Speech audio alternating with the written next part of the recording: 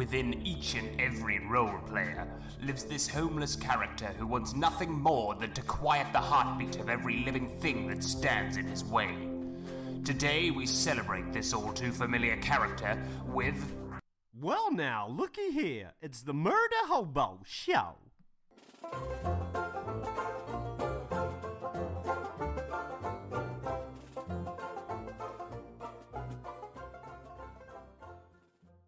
Oh, all right, here we go. Terrible. With or without Daryl, who sucks ass because he ain't here and he's only 5 minutes late, we're going to start our Last Parsec Irongate adventure. Welcome to it, everybody. The continuation. Plot point 5, Diggin for answers. I guess we should start, and I've been holding off because without fucking player 5, we can't really deal out bennies and shit doing it the easy way.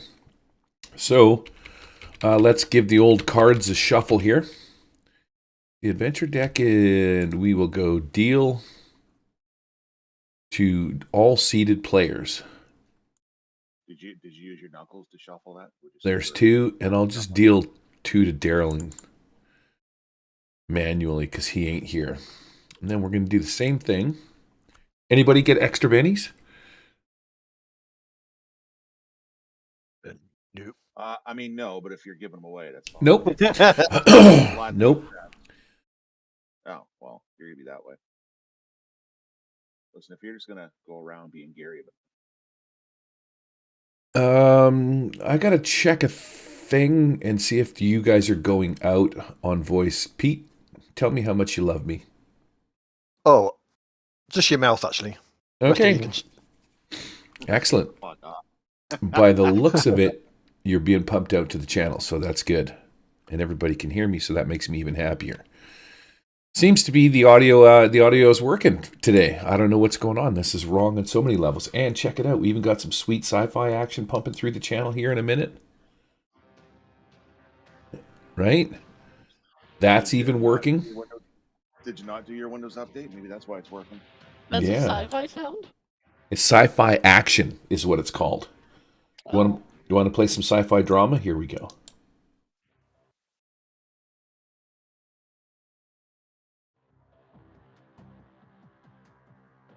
That's sci-fi drama. Tabletopaudio.com, everybody. It's actually pretty sweet, dude. Yep, yeah, it is good, yep. Surprisingly good. What else we got on here? Laser turret. Hey? Who doesn't like that action? All right, well, we're not waiting for Daryl. I'm going to give you guys half a second to look at your adventure cards and deal yourselves to whoever you want to do a thing to. I don't know if you need to swap them or move them around or do your business, but while you're doing that, I will figure out. I'm going to figure it out. I'm going to figure it out. Nope. Here, I'll load this up. This might take a second.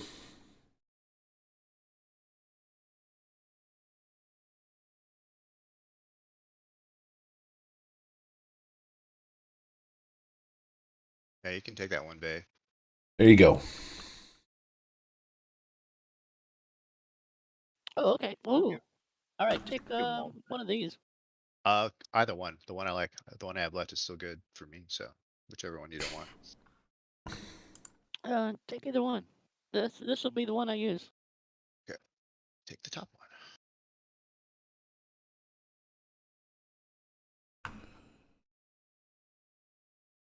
I got to find a thing that I made.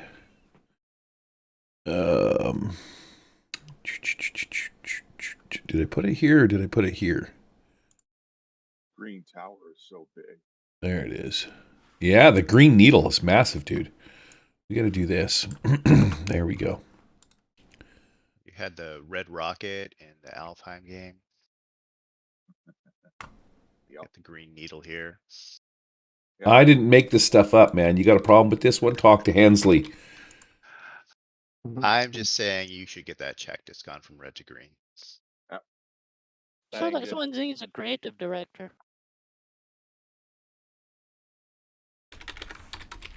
Oh, I heard a pop. Oh, there's Biggie D. There it is. Right.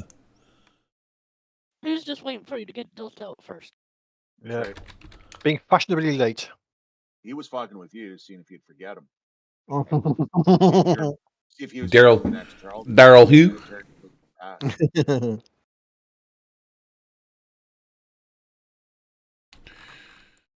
Daryl who? I cleaned this map up. F8, choose this. Let's set this at 25. How high up does that raise that building? Just the right amount. Why is there a fucking thing way over here? What is that? Oh, it's Daryl's blue hand is way off. And I'm like, what's way out there? Why can't I select it? It's Daryl's hand. You got this giant building just kind of floating in the sky there. That's awesome. Yeah. Daryl says he can't join. He can't join the video call for some reason. Hang on a second. Probably, I'm pretty sure I know why. I got to do a thing. Edit channel. Oh, because you've got the audio button. Edit channel. Saved. Okay, tell him to try again. Try again, Daryl. Get it together.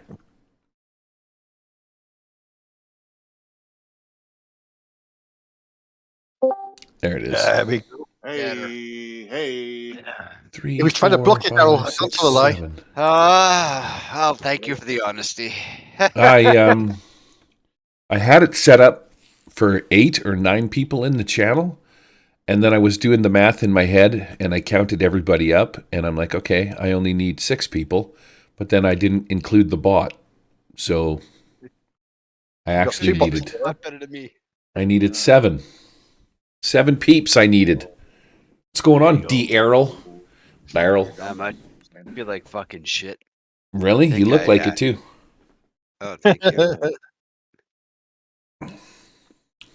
What did you do? Did you get the vids? I think I did. I'm testing negative to have home kits, but it's just first I got the sore throat, and now that's gone. But I've got kind of congestion, fatigue.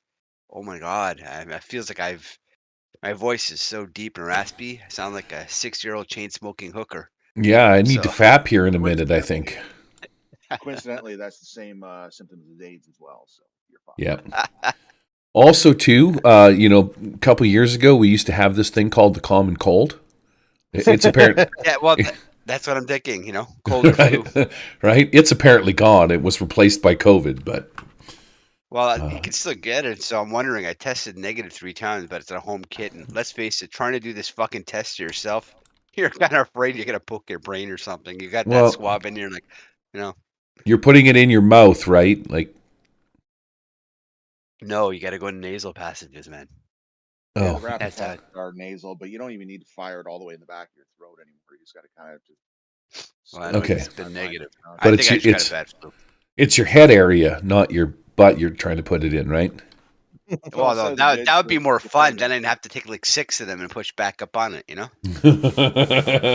Doing my COVID test as he pushes back up. It's like anytime I work with a bunch of dudes, and jokingly they'll come up behind you sometime and like rub your bum.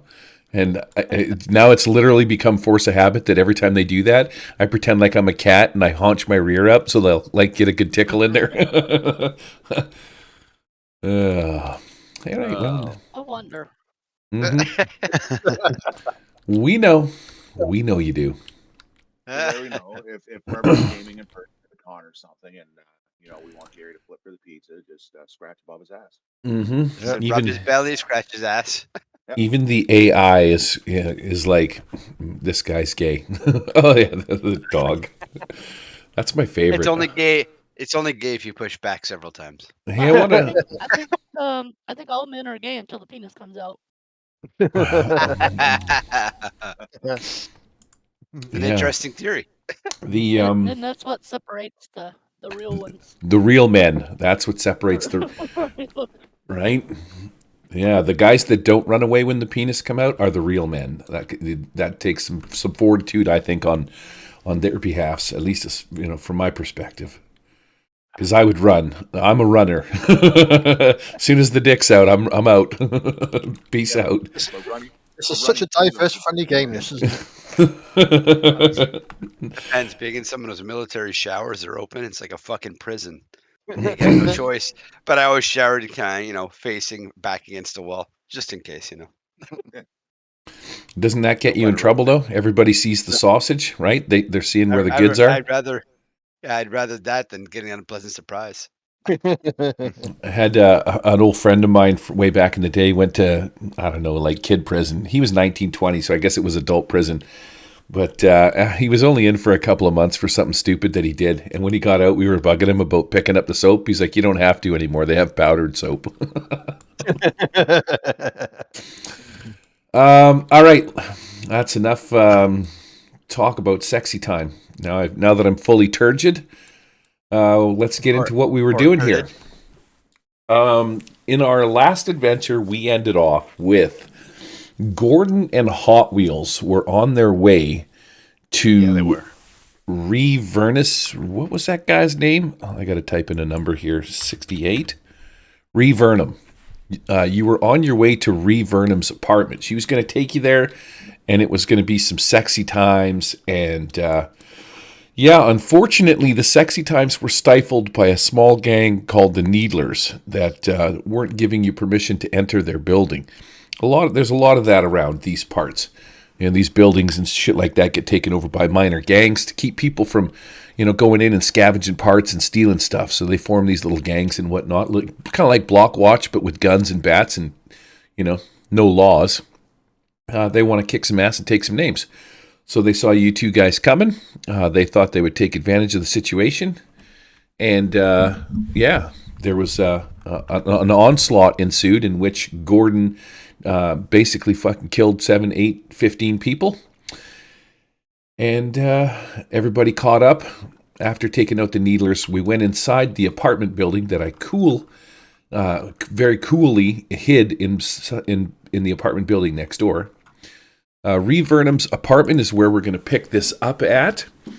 Because while you were in Vernum's, what Last Parsec calls Vernum's nest, his room is on the 4th floor in the middle of the hallway. The door was locked with a simple mechanical lock that could be picked with a lock-picking roll, which was done. Alternatively, you could have broken the door down, but this room is small and in disarray. An unmade bed takes up most of the space. The closets and cupboards are built into the walls and hang open, their contents falling out. A tiny shower and washroom are wedged into one corner and smell like they haven't been cleaned since the first colony. Judging by the looks of this place, it would be reasonable to assume that Vernum packed and left in a hurry. You guys made some successful notice rolls, and in doing so, you found a note that was slid under the door. It read, excuse me, Ree, I know you're leaving. If anyone can do it, I know you can. I only ask that when you go, you take me with you. I love you, and I don't know how I can survive here without you beside me. Signed, Dujith. You also, I believe, I think it was the Insect Man, got a nice raise on his deal. You found a picture that was an image of a smiling female Kalian, and then on the back with some handwriting that was the same as the note with the words Love Dujith. And it was taken outside of the bar right next door. So And that's Killian Gucci. she's a Kalian, a 4-armed human female. Vernum was a former career politician. I don't think it says what race he was. I'm assuming he was human. He was sentenced to Irongate for killing his wife. And you are under the impression, well, you guys know that Vernum worked for the Machine Syndicate, which is here in the factory. He was one of the salesmen because he was very charismatic, and he worked in the factory office with Hot Wheels. And Dr. Falk Liu told you that. You guys went and talked to Hot Wheels. Hot Wheels said, hey, I'll take you here if you show me your big, your hippodink. And it was a thing that was about to happen until you got bushwhacked, so to speak. So, in the apartment of Vernum, anything you guys want to do while you're in here? Take a peek around, have a nap, get some sleep, find some food, loot the place. What are you doing? Let's have a dig around. All right, you want to have a dig around, do you? Yeah. Greyhawk in place. All right, make me a notice roll. I don't know if there's anything in this place, but scavenging is on Yeah. page 9. 9 and 17. I'm Yeah, I sorry, think did we Skip- cover Dujith? Pardon me? Did we cover Dujith? Did we do what? You broke up there. Cover? Cover? Did you cover Dujith? Yeah, no, we yeah. haven't. I don't think we visited her yet. No. Yeah, you Okay. haven't. Yeah, you haven't We talked got to the her. letter, though. We got the Yeah. letter. You got the Yeah, letter she- that. Yeah, letter from the door and the picture that was taken outside this bar. We know she's a Alright. stripper, right? Or is she a No, bartender? What is she?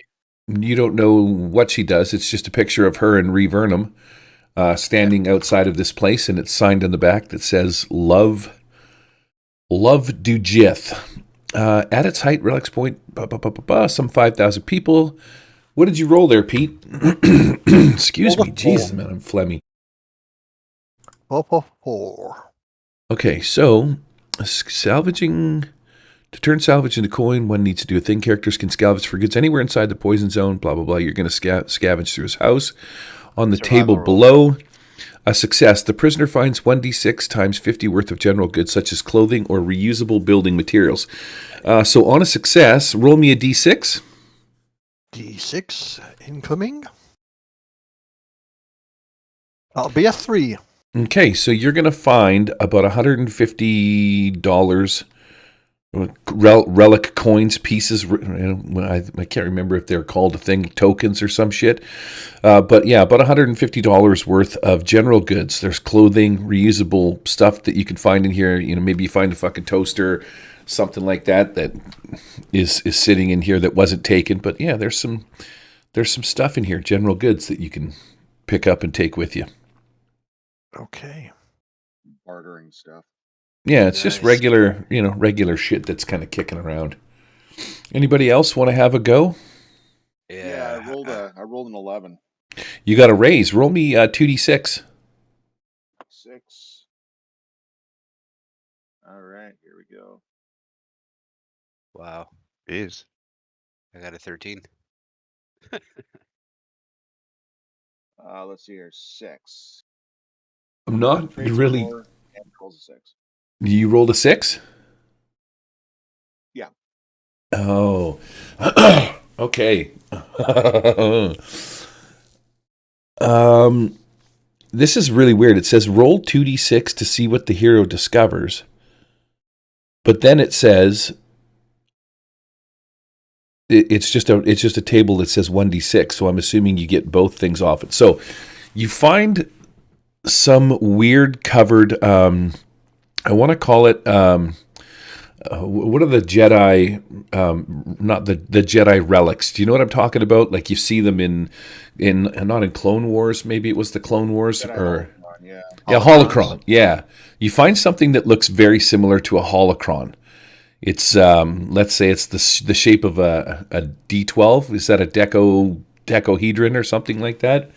Whatever you want to call it. It looks like a D12 dice, but it's got a bunch of weird, mysterious relics and shit written on it. Some, not relics, ruins and whatnot. You're not quite sure how to work it or if it does anything, but, you know, at first glance, it looks ornamental, but you rub your thumb across it, and as you're folding it around and shit like that, and one of the letters on it kind of lights up.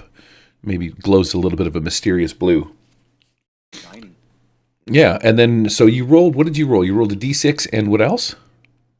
No, I rolled the roll. It was 6. So hold on. Get it together, Judd. Yeah, no. It was 1 on the trait, or 4 on the trait, and 6 on the damage. In the closet, you find body armor. Nice. So yeah, So who needs body armor, guys? Because I'm a bit of a custom job here, which I've already got body armor. So if anybody needs it, wicked, you got some body armor. I'm I'll, looking at you there, Daryl, because you get shot a lot. seems like it. I've got ballistic body armor. Maybe that's an upgrade. Yeah. Or Vay, you get shot at all. You're I don't think you've got any armor or nothing, do you? Yeah, I don't have any armor. I might not There. be able to wear it. What's the This strength kind of requirement? feels like Let's see. Control F and see if body armor is a thing. That says from the Sci-Fi Companion, this lightweight material can be worn under normal clothing with little inconvenience. It adds +4 armor and negates up to 4 points of AP from ballistic attacks, but not energy or melee. That's exactly what I have. which is good because we're not really dealing with a lot of energy weapons here, so it's pretty decent. Is there a strength requirement? No, not according to this. Nope, it's very lightweight. It's, I guess, like a lightweight material that's kind of bulletproof. Okay, Yeah, I can wear it. Awesome. There you go. We both have armor. Nice. And I took a look as well, Gary. I rolled a 13. If that's okay. Michael Herrick's like, room for breasts. I'm like, breasts are coming up. Believe it or not, there will be boobies in this adventure, I think. Oh, good. Back to the Irongate thing. Daryl, what did you roll 13. for your search? Yep. Okay, so that's going to be a search with a raise. Roll 2d6, but I need 2 separate numbers. And you can't have number 4, and you can't have number 6. I have a 2 and a 3, so I'll re-roll. You're searching through the couch. The 2 is fine. Okay. And no, the 2 and the 3 are good. Underneath the couch, you find a laser pistol, and roll me 2d6. You find this many energy packs.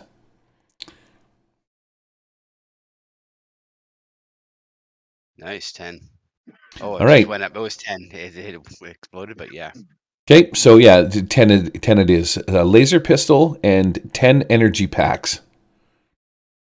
And are they interchangeable with all energy weapons, or are they just specific for the laser pistol? I'm going to say they're interchangeable. I need to look up what an energy pack does. Like, maybe it only gives you 50 bullets. Well, But- worst case scenario though, Daryl, I've still got that ammo brick, that micro-sized ammo block. That's there doesn't seem to be a restriction as to what it slams into. So. So 10 energy packs, right? Yeah. Energy packs, and I have no idea how many bullets that is. Does anybody need a pistol or want a pistol? Vay, do you want to? Does 6 want a pistol, or does she has an SMG? No, I have a pistol and a SMG. Okay, well then I'll have 3 pistols. Fuck, you guys going all Matrix style. What about Arnie there? Pistol there, bud? Arnie, I got a pistol. And what about you? I just don't see Gordon's big hand fists, No, huge. Gordon. Yeah, I mean his hands won't like it'll disappear in his hands like those. Yeah, exactly. Alright. You'll coin bubble, water pistols that you get at the grocery store, right? hand Gordon the laser pistol. Will probably put a bit of ketchup, some salt, pepper on it, and eat it. Yeah, that's you're not wrong. What do we roll for salvage? That's usually a survival, as per the rules. But I don't know. Maybe you're reading notice. Yeah, By the way, survival, I think, is what it is. Is that what everyone's doing? Scavenging I table. roll survival. Yeah, I roll survival. I don't know about anybody else. Yep. To do so, scavengers spend 4 hours, make a survival roll, and consult the scavenging table. But we're going to forego the 4-hour time limit and just say you guys are just looting this place. And, yeah, that's what we're going to say. I cannot... I wanted to roll like everyone else was rolling. What'd you get? Anything good? I don't know what do I roll. Survival? Yes, survival. Alright, so that's a D4 for me. -2. No. 1 in 4 chance to ace. There it is. Oh, alright. So, going to be a success. On a success, so roll me a d6. Alright, 2. So you find $100 worth of general goods. So you would just, again, transfer it into Relium coins, but I'm just going to call it dollars because Savage Worlds just kind of makes everything easy that way, but it would be Relium coins. I'm going to say, yeah, you're like, man, why didn't you idiots pick up this TV? And you just kind of yank it out of the wall. You're like, this TV's got to be worth 100 coin. I'm sure there's some Irongate channels. CC. And let's be clear, there's no finesse to this, eh? This is like fucking cops turning a room right? It's just search warrant, like just destroying, like knifing pillows and shit, right? Flipping dead. Yeah. So yeah, you find some $100 worth of 100 coins worth of stuff. I cannot find anything that says energy pack. I can find it in the science fiction compendium, but it just says under gear, lasers. Lasers are intensely focused beams of light, blah, blah, blah, blah, blah. Cauterize, overcharge, recoil. But then it just tells you what the pistol does. And it says notes, AP2SA energy pack, $20, 0.25 pounds. So it just tells me that it needs an energy pack. It doesn't, and there's nothing that says what an energy pack does. So I'm going to assume. Maybe it's a clip, kind of like a clip. I don't know. Yeah, I'm going to say the pistol has 50 shots, right? So I'm going to say in one energy pack. Are you fucking kidding me? Alexander Melonhead is calling me at fucking this time of the morning. Let's see what this nugget wants. What's going on, Alex? Gary, how are you? Yeah, you're live on my Twitch stream there, buddy, and the YouTube stream, and you're in the middle of my game. Why are you phoning me at 7? Just like and subscribe until you can't like and subscribe to my Twitch channel. You can follow me at GarySnellsfarts.com at Yahoo, whatever. Yeah, everybody can hear you, Alex. Yeah, well, that's great. What's up? How's everyone doing? Doesn't sound like there's a whole bunch of people. Did you see the end finale for Peacemaker? Oh, what's that? Did you see the finale for Peacemaker? I mean, your wife's asleep in my bed, so you gotta figure that one out. But yep, yeah. I did watch the finale for Peacemaker. It was very good. Oh, yeah. Without giving any spoilers away, Engaged Torpedo was hilarious. Yeah, twice. Yeah. I liked how the eagle took that thing and then dropped it in somewhere else that they had no reason to do, and took the whole show another 10 minutes to figure out why that thing did it. Mm-hmm. Yeah, that was actually pretty good. I'll see if I can't turn the volume up on this stupid thing. Not to spoil. Anyway, okay, enjoy your thing. Yeah, all right. Thanks for calling me at 7:30 in the morning. What? Gary. What's up? Oh, he hung up. Okay, so phone airplane mode is a thing, right? That's a thing? There we go. There we go. Airplane mode it is. All right, hopefully that was somewhat moderately. First thing in the morning, Gary, and tell you how the ending of an episode. Right. It's fucking 7. Watch the last season of Survivor. You want to know how it ends? Here you go. Jesus Christ. Johnny fucking spoiler. My friend Alex is such a fucking nut job. He's like that all the time. You should see, it's funny, in the game that I played, the D&D game that I play, we call him the worst apprentice ever. And he just does dumb shit. They were trying to find this book, and they had somebody try and fake it, fake the book, and totally fucked up the roll. And he goes and gives it to his master. He's like, "Oh, I got that book you were after." And his master looks at it. He's like, "What is this piece of shit? This is a full-on fucking forgery. You're useless." He gives him shit, and he's like, "Clean my chamber pot and get out of here." So he kicks him out. But he does it a couple of times. We found some other skull thing, and he tried to give it to his master. He's like, "Hey, I got this skull thing that you were looking for." He's like, "That's a fucking forgery too. What's wrong with you?" He's literally the world's worst apprentice. Our GM describes him going to this tower, and his master is in this pool of black ichor, and Alex like, "Oh yeah," he goes, "I totally know where that is. I'll go downstairs and see him." And the game master's like, "There is no downstairs. It's in the top of the tower." And we're all laughing. We're like, worst fucking apprentice ever. And then in our last episode, these Vegemite pygmies were swirling around this pool in the center of the fucking town, and they turned into this demon, and Alex walks up, and he needs to he's like, he points at it, and he's like, "Back to your own plane." He casts a spell, rolls a nat 20, abolishes the thing back to its own plane, and then there's a 20% chance she could save, but she had to roll 4 or less, so Jay rolled it on the table and rolled a 4, so he fucking full on just walked up, get out of here, abolish the demon, and there's a 20% chance you can get it to go to your own, to a different plane of existence. So he rolls those dice and rolled a natural 20. It's in some aspects he's the worst, and then in this one he fucking aced it. We didn't even have to fight the demon that was summoned. Okay, back to what we were doing. Sorry, that was pretty funny. It's my cool D&D experience. We are in the apartment building. Somebody was asking me a question. Energy packs. Energy packs will give you 50 shots. That's what I'm going to say, because the minimum is the laser pistol. So I'm assuming that if you put an energy pack in, you'll get 50 shots back.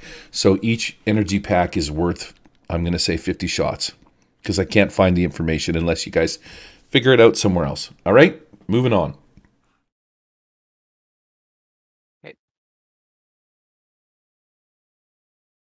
All right, I had to clear the phlegm out of my throat. So, you have thoroughly scavenged Ree Vernum's apartment, found a bunch of loot and shit like that. Didn't take too long. You're searching for information and whatnot. Found a picture of Dujith with a note at the bar next door. And you guys are just kind of milling around in the apartment. Maybe there's some old food in the fridge. You have a sit down on the couch. I don't know what it is you're doing. Gordo, what's happening? Tell me a story. In the apartment? Oh, Yeah, man. what are you guys doing? What are you doing next after? He's already destroyed the place, and he's playing with the shiny little cube now. Right? He's got himself a shiny little cube, and he's already rubbed one glyph and got it highlighted. It's like a game. It's like the Simon Says game. So he's got to try and use his dexterity to kind of touch the other buttons, make them all light up. He's got no idea. He's got something shiny in front of him. All right, so you're just sitting there goofing around with this thing. Roll me a smarts roll. Goof around with this thing, man. It's got to do something, right? Yeah. Smarts roll. Oh, that's a good one for me. Here we go. Here we go. Oh, get the fuck out of here. Here we go. An 8. All right, so yeah, that's going to be a success. All right, so as you're moving your fingers across this thing, it seems to that you kind of have figured out that there's a sequence that you have to rub. And you figured it out by doing a thing. You rubbed one, and then you rubbed another, and both of them lit up. And then when you went to rub the third one, nothing happened. But when you tried it over again, if you don't rub them in the sequence, then it's like a reset once you screw up. So you keep trying one at a time. There's probably 12 different glyphs on this thing because, well, there is 12 sides to it. But, yeah, you've managed to unlock 2 or the coordinates or whatever, two of the codes. You have the sequence for 2 of the 12. Nice. Okay, write that down in your sheet because that buys me 10 things to think of a thing that this does. No, that's all good. 2 of 12. I got it. All right. Okay. 6. You have found ripped the TV out of the wall. There's got to be some good components in there. Maybe you've got a Relium toaster out of the deal. I'm not 100% sure, but you feel like this place has been turned over, and yeah, you've kind of gotten everything you can out of here. What's your plan? My plan is why are we still here? We need to go find this Dujith person. Let me put some sci-fi suspense music on in the background. All right. Oh yeah, that's suspenseful. Also, what happened to Wheels? Well, she's the last you saw her, she went sort of running past you when you guys were making your way to fight the bad guys. I'm going to turn that off because that's fucking annoying as all hell. Wasn't she coming to this place? Well, she was going to, but she was coming here with Gordon. And once the gang stepped in, and she got scared off and went running sort of back to the other factory complex. I was gonna go grease her wheel there, but she got spooked by those guys in the front. So, oh well, at least now I got this sweet toy. I'm just trying to be a good wingman. for Hot Wheels. Wheels, yeah. Oh, I'm sure Gordo appreciates that. Ziomara, what are you doing? You're kind of hanging out, found some stuff, playing with your toys, got a cool gun. I feel like you'd be in there with one of your hands spinning it like an old Western and then holstering your... She pulls it out and she sees that there's a small case underneath the couch, and she slides it out and there's a numerical pad. She just quickly figures it out, punches it in. It opens with a hiss, pulls out this nice laser pistol, spins it around, and underneath it there's a separate tray, all a bunch of clips. Mm-hmm. She methodically start putting them in her little backpack. Forearms are moving furiously. Mm-hmm. Fuck everybody else in there, right? Putting them away. And then she looks over at and she hears Six saying, "What the fuck are we still doing here? We should be moving on." And she looks at Six. Yes, it is time we look for this other Callian wench and find out what is going on. All right. And that's it. Where to, kids? Charles? What is Arnie doing? What's the game plan? What's the game plan? Yeah, what is your cybernetically enhanced plant man doing? I feel like you're eating soil. This is, well, not in an apartment. I have to go outside for that. Maybe there's a potted plant I can hit on or something. I don't know. Oh, Rub your rub your leafy appendages upon. Frond on frond action. We Mhm. need to play that out. That needs to be played out. But Yeah, like, you this were is like the wondering. nicest place we've been in, right? Well, it's it smells like shit and it's dirty and been overturned and it doesn't look like it's been overturned like anybody's been in here. It just looks like a bunch of stuff was quickly packed up, some essentials or whatever, and it just kind of it doesn't look tossed. It just kind of looks like somebody was in here, and but it is relatively clean, I would say. It's kind of cool looking. Had a TV at one point till 6 ripped it out of the wall. Maybe we just need to jack this for living quarters. Right? Our secret hideout. Now you guys lock the door to get in here or pick the lock, right? So you didn't actually the like. lock. All right. Damage mechanics. I lock Yeah. it after we come in. Well, All right. Pick it once, pick it again. Sure. Yeah, I'm sure Daryl knows how locks work, and he could probably even put a new lock on or build a digital keypad or something that has a thumbprint on it. You let me know what you want. I shall do it. If this is the plan. Okay, so is that what you guys are going to try and do then? You want to use this as a little hidden base of operations? At least while we're here, right? Okay. Good. Jack. Daryl, roll me a lock picking check to mess with this lock in such a way that you'll be the only person to be able to open it. Okay, I shall do so. Oh my god, my eyes are horrible this morning. Give me a second. Yeah, you should smell your breath too, bud. Jesus. That's Yeah, that EA close. fucking with you. There you go. That would be a 12. All right, fantastic. So yeah, you full on managed to maybe recode the lock. Maybe it's got, instead of a mechanical lock, maybe it's got like a keypad and you just renumber the wires on it or some shit like that so that you know what the code is. You guys can lock it up and head out with your room that's been torn apart and the sheets that have been ripped off the bed and the couch that's been knifed open. The code is 6969. All right, let's put this thing away. Where are you guys going? I thought we were going to go look for Judith at that bar. Nobody Yep, knows I what you're doing. You have to tell me. Is that what your game plan is? So, I think so. Look, 6 I think it's a valid idea. I think we should follow her, like we always do anyways. So let's do this. Okay, so you walk back outside of the Needle, and you're going to make your way over to the bar and head over there, see if you can't find some information. Is that your game plan? Anybody? Anybody can speak. Let's 6. You want to run the show? You want to be the leader? Follow Gordon? Gordon's fucking playing with the dice right now. A weird thing. Yeah, he's got his toy. try not to be so bossy. Come on, you're the supercomputer here. Get after it. Does not compute. Error. Is this by chance going to be a titty bar, is it?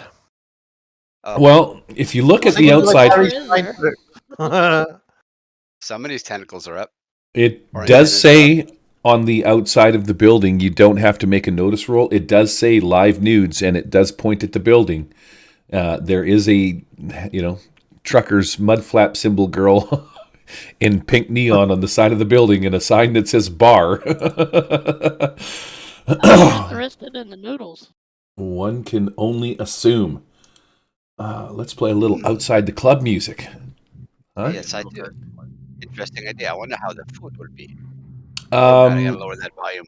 Yeah, just right click on the audio guy. I set mine down to about 40% or less, just so it kind of just plays like a little bit in the back, 30%ish.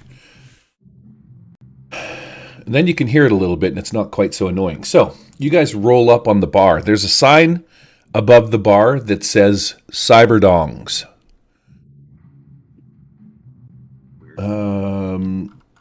As you wait a second. So you've got the truck. I'm gonna say the truck is parked. Oh, what is going on there? Vay just was like, she's like out. Fuck You, this you place. mentioned dongs, didn't you? She's gone. That was it. Bounce. Dongs and gone. The truck is parked at the far end of the complex if somebody wanted to go back, because your hands are kind of full of shit. Like, you got a bunch of garbage you pulled out of this place. If you're taking it, you're taking it. Leave it there. Right, you could leave it there if you want. You don't have to take it. Call it your own place, but... Oh, depends how big our stuff is. Like a little Rubik's Cube that he's carrying is small. Well, Small. Cockwalk's probably got a bunch of, clothes and fancy belt buckles and different things. He's got a toaster and shit like that he's carrying around. He's got some stuff. He's got cowboy boots and a 10-gallon hat. Right? So he would have to probably make his way back to the pickup or to the wagon and drop it off in the wagon in the back. I don't know. Maybe you guys want to pull the wagon up to the front of the building. I don't know. Well, if Quack's going back to the truck, he can take his stuff back, drop it in, and bring the vehicle up, save everyone going back. Okay, we'll do that. So you Cockwalk, you walk back. As you get sort of back near the truck, you hear this lady pop out. She's like, "Hey, where's that sweet fella at?" I don't even remember what I made Hot Wheels sound like, but yeah, you get back near the truck and you see Hot Wheels pop out from behind. She's like, "I had a hot date there with the hippo. Where is he?" Oh, the hippo is pining for you. If you don't grab him soon, he's gonna probably knock one off. She's like, "Oh, that sounds sweet. Where's he at?" And I'll point in his general direction. See, look, he's waiting for you. He's all moist, waiting for you. Oh, she's like, "Oh, speaking of moist, it's been wait a second. I'm not doing my granny voice right. Speaking of moist, I gotta go get my wheel." There it is. I gotta go get my wheels greased, and you see Hot Wheels. She just like motors off, and she scoots on down towards Cyberdongs. I don't want to put her at Cyberdongs. I'm going to grab her off the map, and I'm going to put her down here. Clear this sucker, except for this truck, and yeah, let's load up Cyberdongs.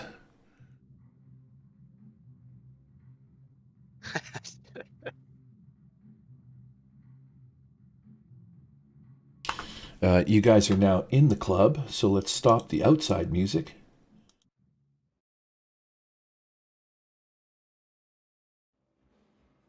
And we can play a little inside music.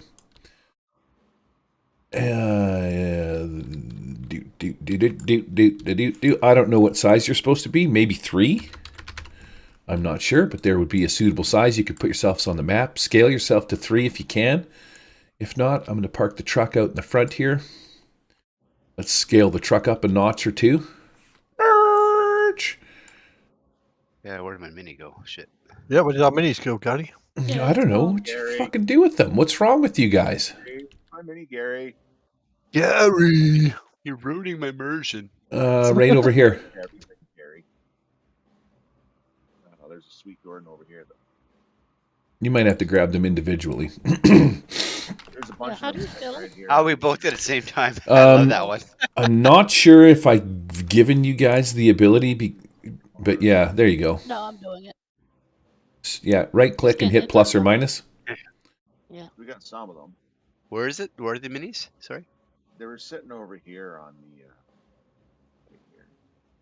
But I think we just dragged you. Mine wasn't there. Well, Dow's No, wasn't you're there. fucked. Yeah, I'm fucked. I don't see mine anywhere. No, you're. I see Hot Wheels. Just hang on a second. Somebody might have actually, like, by picking them up, you might be mixed in with. Here's Charles. I got Charles. Oops, I kind of fucking shot off in a weird direction. There's Charles. Here's Cockwalk. Charles, so we're just missing Ziomara? All right. Yeah, which I'm pretty What sure- size do we need I to be? found her. She was near 6's Okay. sheet. All right. Ooh. So how do I make her higher? Just bigger? right click and hit plus. And then you can just scale yourself against the size of the room, right? Like, she's obviously standard size. Let's say Miss Cleo. Miss Cleo meets you at the door. She's like, "Hi, y'all.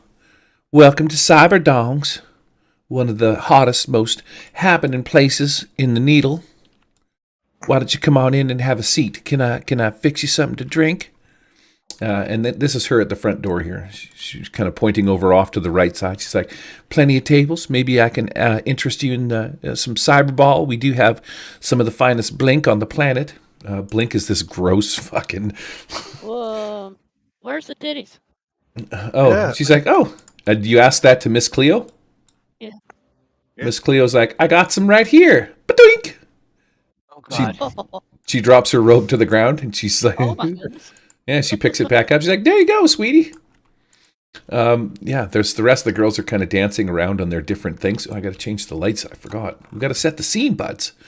Let's go with the The dusk. ambiance. The ambiance. Yeah, I see it? I can't raise my scale, by the way. It's like it's locked. Yeah, it's probably just you, Daryl, but there you go, Ziomara. I got it. Oh, no, I was trying. Okay. Just give it a little rub. It gets bigger slowly. No. All right, so yeah, Miss Cleo, she's like, yeah, come on in. Welcome to Cyberdongs. As you walk in, you notice off to your left, you see a couple of familiar faces. There's Jimmy Big Tits Comms sitting at his private table over there. He gives you a little bit of a nod, but he's kind of like, you know, as he gives you a wave and a hello in a friendly fashion, at the same time you get the feeling that he's busy drinking and smoking some kind of cigar or something like that, and maybe he just wants to be left alone and enjoy his deal. But he gives you the nod of recognition, so to speak. Is Hot Wheels supposed to be there, is she? Hot Wheels is supposed to be here, or is going to be here. Where is Hot Wheels? You're looking for the private booth with Gordon. Where the magic happens. Oh shit! What did I just do? I moved somebody's card. It's right here. I took a card from somebody. I'll put it over here. Okay, thank you. I got her. Gordo, you're fondling your dice.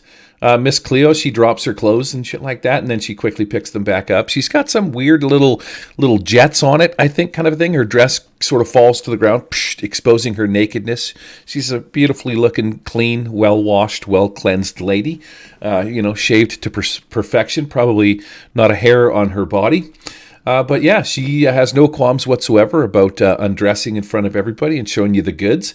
The cool part about it all is then when she gets to dress back up, these little jets on her dress, it's almost as if they fire up and they just kind of like cover her back up. She doesn't have to do anything but slip her arms in through the two holes. And yeah, she's like, I hope you enjoy the show.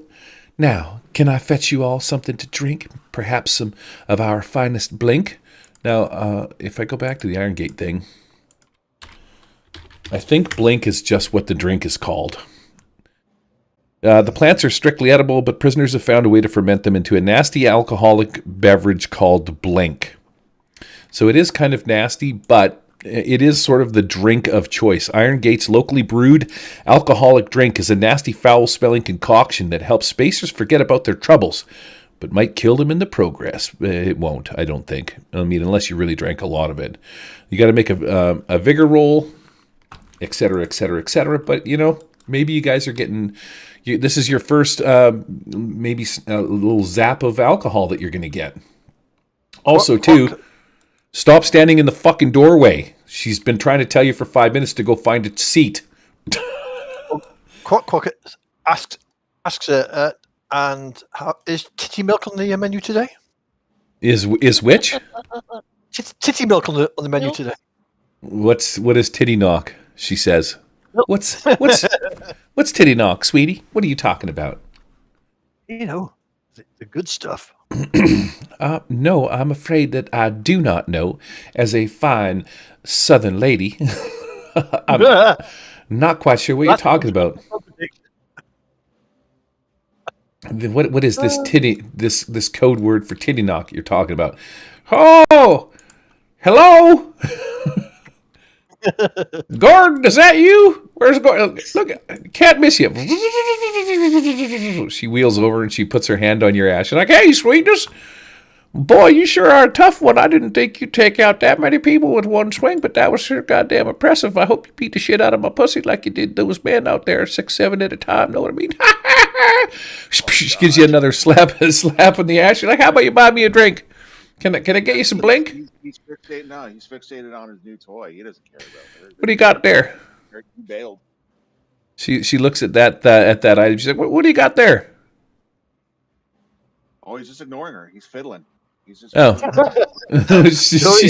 she's not taking kindly to it. Toy, man. He does not care. She, in fact, he's gonna kind of use one of his hind legs to kind of push her away, kind of slide her away. Right? She wheels around the other side. She's like, "What are you playing with there? What's that? You got a little toy ball in your big hands there. Show Hot Wheels what you got." Again, totally ignoring. He's just. She wheels around the other side. She's gonna try and make a grab for it. Let me see what you got there. We got some kind of sweet little sexy love toy going on there for old Hot Wheels.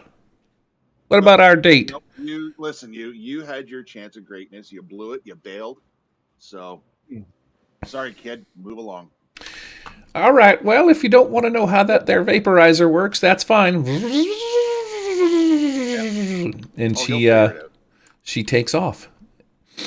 She's been a little shunned. Make a note on your character sheet that Hot Wheels, you are now out of her favor. She goes outside and she lifts up her dress a little bit and she squirts some oil on the brakes of your truck. You can see her through the window. Everybody can. And then as you all look out at her, she's squirting some kind of lubricant on the back wheels and shit like that. She fingers everybody in the bar. And she just like, and away she goes. She just disappears into the darkness. Yep. All right. The bartender, let's start with Six. Six, what are you doing? I'm gonna order a drink from the bar. One thing I am gonna do is start looking around and see if I see anyone who looks like Digith. Okay, make me a notice roll.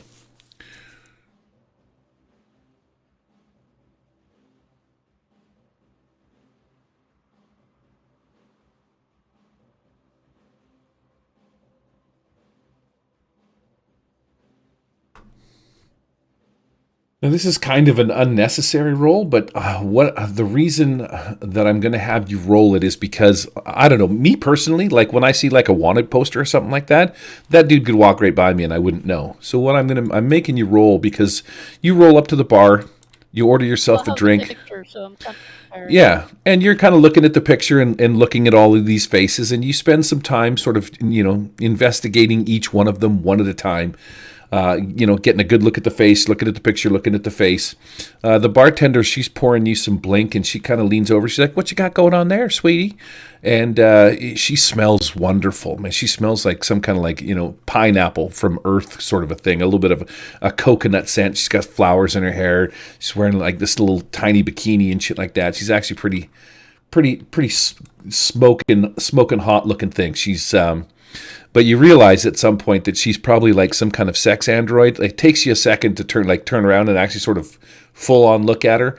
Her skin is sort of very synthetic, even though it's, she's a high quality model, which is really weird. You're wondering how the hell she got on this planet because she's like an android.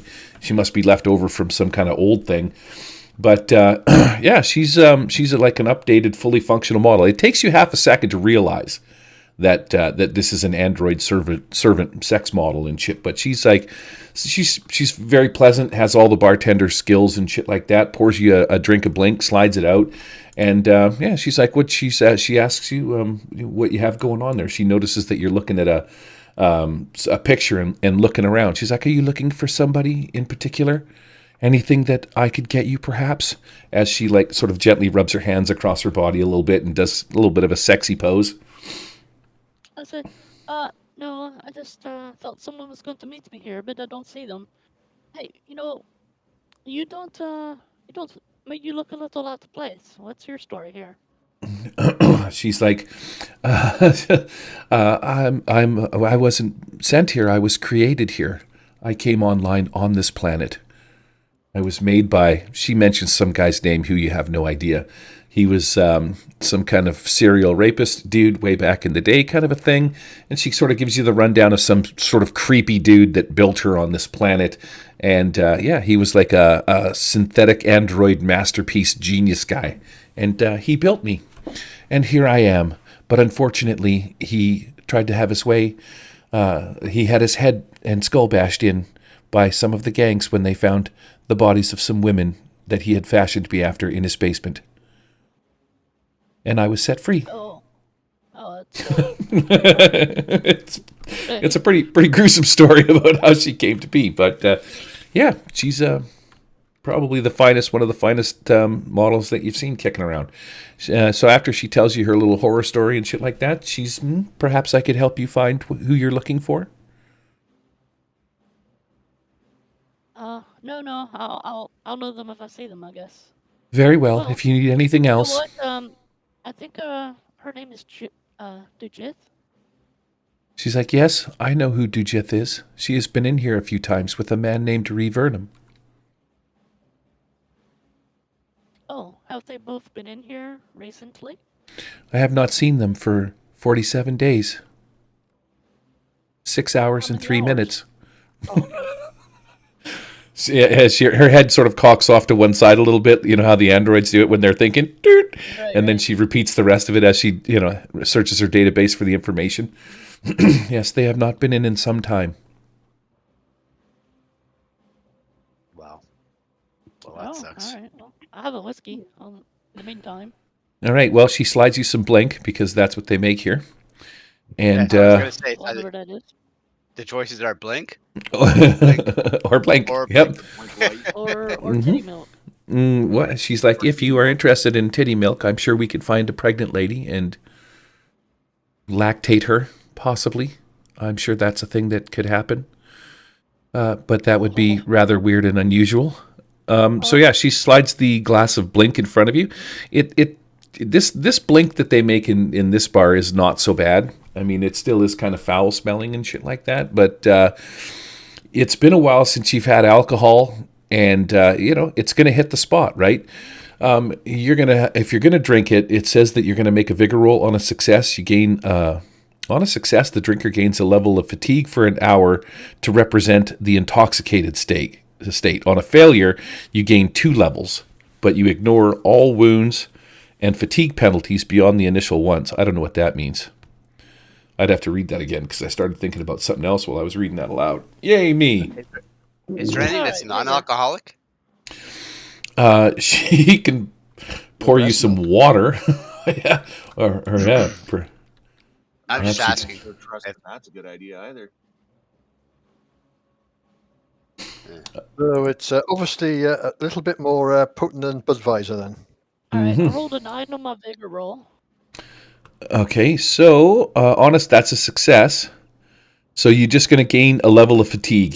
You're sitting there drinking your blink. You're looking around the place a little bit. You can feel it sort of. It's been a while since you guys have had any kind of an alcoholic beverage or any of that kind of stuff. It tastes well enough. It kind of smells like shit, but you've been on this planet for a long time, and it's been a while since you had a drink. You have a sip and shit like that. You start drinking your blink, and you're starting to feel pretty good. You're just going to take a level of fatigue.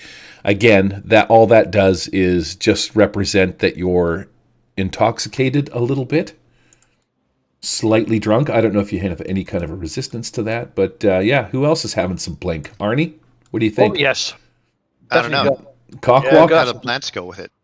Cockwalk, you want to roll up to the bar there and make me a vigor check? Oh, yes. All right, so the sexy lady looks at you, and she's like, I facilitate all races. As she slides this glass of blink across to you. Perhaps I could interest you. Nice to him. We don't. Oh, Well, all right. If this isn't a racist bar, then I'm not interested in it. She looks at you, Six, and she's like, thank goodness I found him repulsive, if that is a thing that is possible for a robot. Look at him with his chitinous claws. He would probably tear my synthetic skin, my synth skin.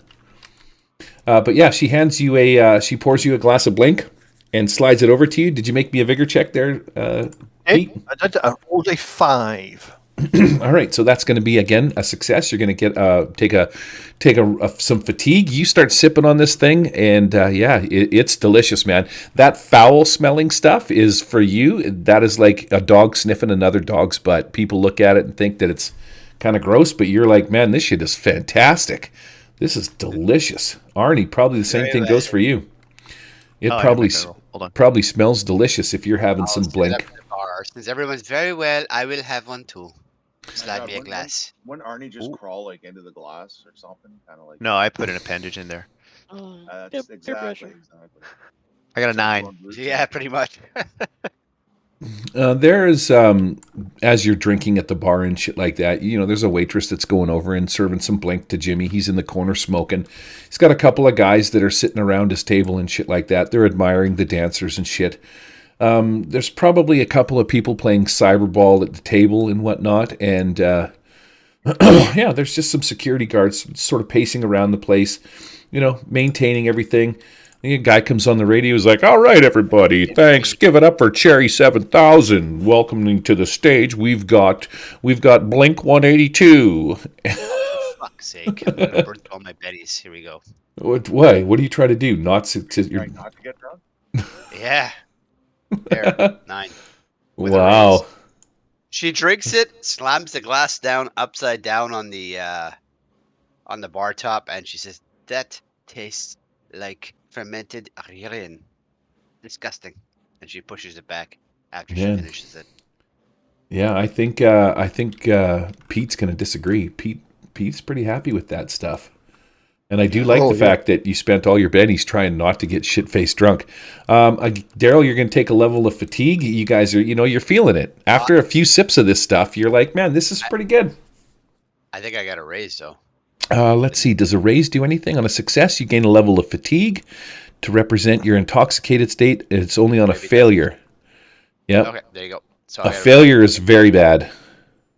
So what does fatigue do, Bruce? Pardon? What's that? What does fatigue do? Yeah, it's like having a wound without having a wound. You're just going to take -1 to your rolls and stuff like that because you're a little intoxicated. You guys are hanging out here for maybe an hour, having a good time. You're listening to the beats play. The music's kicking it. The ladies are up dancing and shit like that. It's a highly entertaining place to be in. There's there's 2 tables of cyberball that you could play. You get into a little game with one another, maybe make some wages and shit. But it's nice to relax. It's nice to forget about the fact that, like 6-10 minutes ago, you probably killed 7 guys and left them laying out in the street. You can see some of the local gangs and shit like that coming and pick them up. Maybe some of the Needler brothers are scooping them up off the street because you're not far from where you just basically fucking slaughtered people. Gordo, you're still playing with that device? Yeah, no, I made my roll. He's not going to not that madness, so made the roll, got a 4, so I'm assuming take that. Okay. Level. Excellent. So I've already done that. Yeah, he's fiddling. His attention is focused on this thing. It's bright, it's shiny, it's lights. He's got some of the dancers are coming by trying to get lap dances out of him. Kind of like, no, fiddle, right? It's just happening. All right. So have you fiddled with it a little bit more? Did you make another roll to see if you're going to unlock? I'll do that now. I'll make that roll now. So okay. Smarts -1. Right? Yep. Perfect. That's a good one. Smarts is awesome. No. All right. So you're still at 2 of 12. I was just getting mad, right? That's twice I'm now. sitting at 2 of 12. Charles. Yeah. That's twice now. Damn, excellent. All right, so you guys are enjoying your blink. You're hanging out. I don't know. Again, like I said, maybe some of you are playing some cyberball. 6 has got the picture. You're looking around at the different people that are working here. And, you don't recognize that any of them are Dujith. You drink your drink a little bit there, 6. You're hanging out at the bar. You've eyeballed everybody in the place, but I don't know, maybe you want to talk to them, or I don't know. What are you doing? You're hanging out, having a good time. Starting to feel the effects of the blink? Yeah. And so what I'll do is I'll start going around and talking to people just randomly, asking them, hey, what you in for? What I fucking hate In my you. toughest voice ever. All right, so you're asking just the strippers that are here? Oh, everyone, just strippers, patrons. All right, well, they're... You can ask Gordon at some point in time, getting all shitty and gibbled up. Yeah, so yeah, you're going to get a bunch of horror stories and shit like that about death and destruction and, murdering children or husbands or, killing ex-lovers, that kind of a thing. The general array of, disappointing and sad stories and shit like that. But, they needed people to work the mines, and they showed up, and she's like, unfortunately, or fortunately for me, I was one of the hot ones. I'm going to say you're talking to, can I select this one? Here we go. Let's unlock her. She's like, fortunately for me, sweetie, I was one of the hot ones. And no, it's tough being pretty, isn't it? yeah, she's like, check me out. And then she puts her clothes back on. It's like, what do you think of that? Those I goods. wasn't looking the right way. Oh, she's like, for a Relium coin, I'll show you again. Maybe even show you a good time. Okay. Boink! Oh, That'll God. be one Relium coin, please. She holds her hand out, and she's kind of like seductively dancing around you. She's saying, rubbing her boobs on your back and stuff like that, and being all fresh and shit like that, as a stripper would. And she kind of leans over and she's like, "Can I interest you in some of the Blue Zone?" And then she kind of steps back and dances away. The Blue Zone is a... I'm gonna... Oh, all right. Go ahead. No, you go. Ladies first. AIs I first. don't know what that is, so if she's backing away, I'm gonna follow. Okie dokie. So she dances away a little bit. I don't know what it is. She's like, she holds her finger out and she like does one of those like come with me kind of a thing. And she steps over into this dark corner over here. And she pulls out, let's say like a pipe kind of a thing, and puts in, I have to see what this says because I'm just reading it now, but it is a versatile recreational narcotic that can be snorted, smoked, or even eaten. And so I'm going to say it's basically, which is really weird, it's just basically like cocaine. It's called, but she calls it the Blue Zone. Now she reaches into a little pouch that she's got sort of hidden in the lining of what little clothing she wears.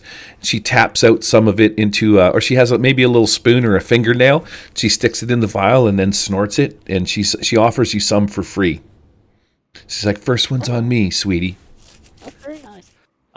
Okay, so the reason I was carousing is because I want to get a better look at it of all the people. To see if they were in disguise, for example. Okay. And I thought she was gonna take me somewhere like a back room or whatever. Oh, so, yeah, she kind of pulls you over here. Yeah, but free drugs, right? I'm gonna take the drug and I just kind of palm it and wait for her to take hers. Oh, she has. She already has. She stuck her finger in this little vial and put it up to her nose, and she snorted this, blue powder up her nose. Oh, okay. So I'm gonna do something similar, but not with the drug, and just try to react the same way she did. Okay. Is there a performance? I think there's a performance, isn't there? Let's check your character sheet and see. I'm sure I don't have it. I don't see a performance skill on your deal there. Persuasion, stealth, fighting, shooting. Yeah, so D4 minus 2? Yeah, there it is. Oh. Yeah. -3 with your fatigue level. Awesomeness. Been that because I have Elon.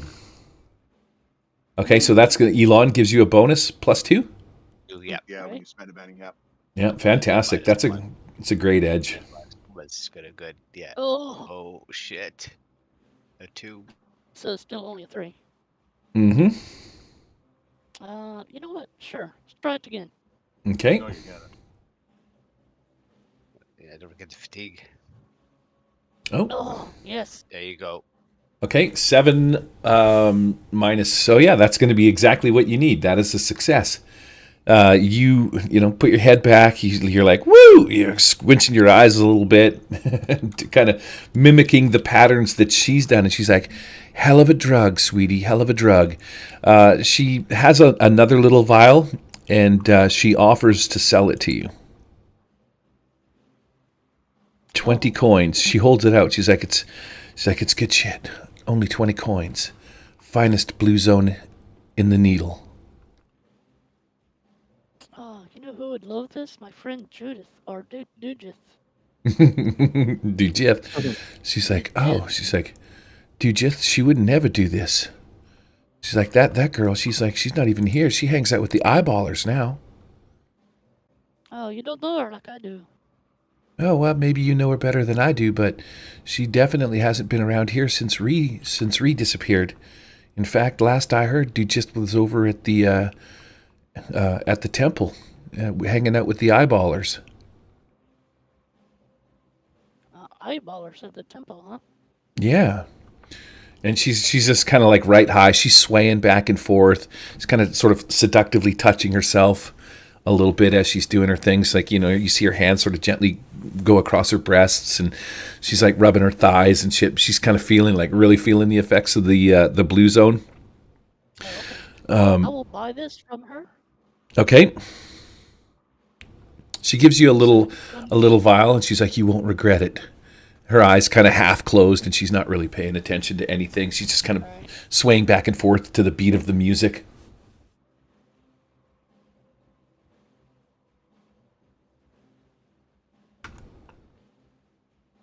Oh, there's some Mass Effect music in here.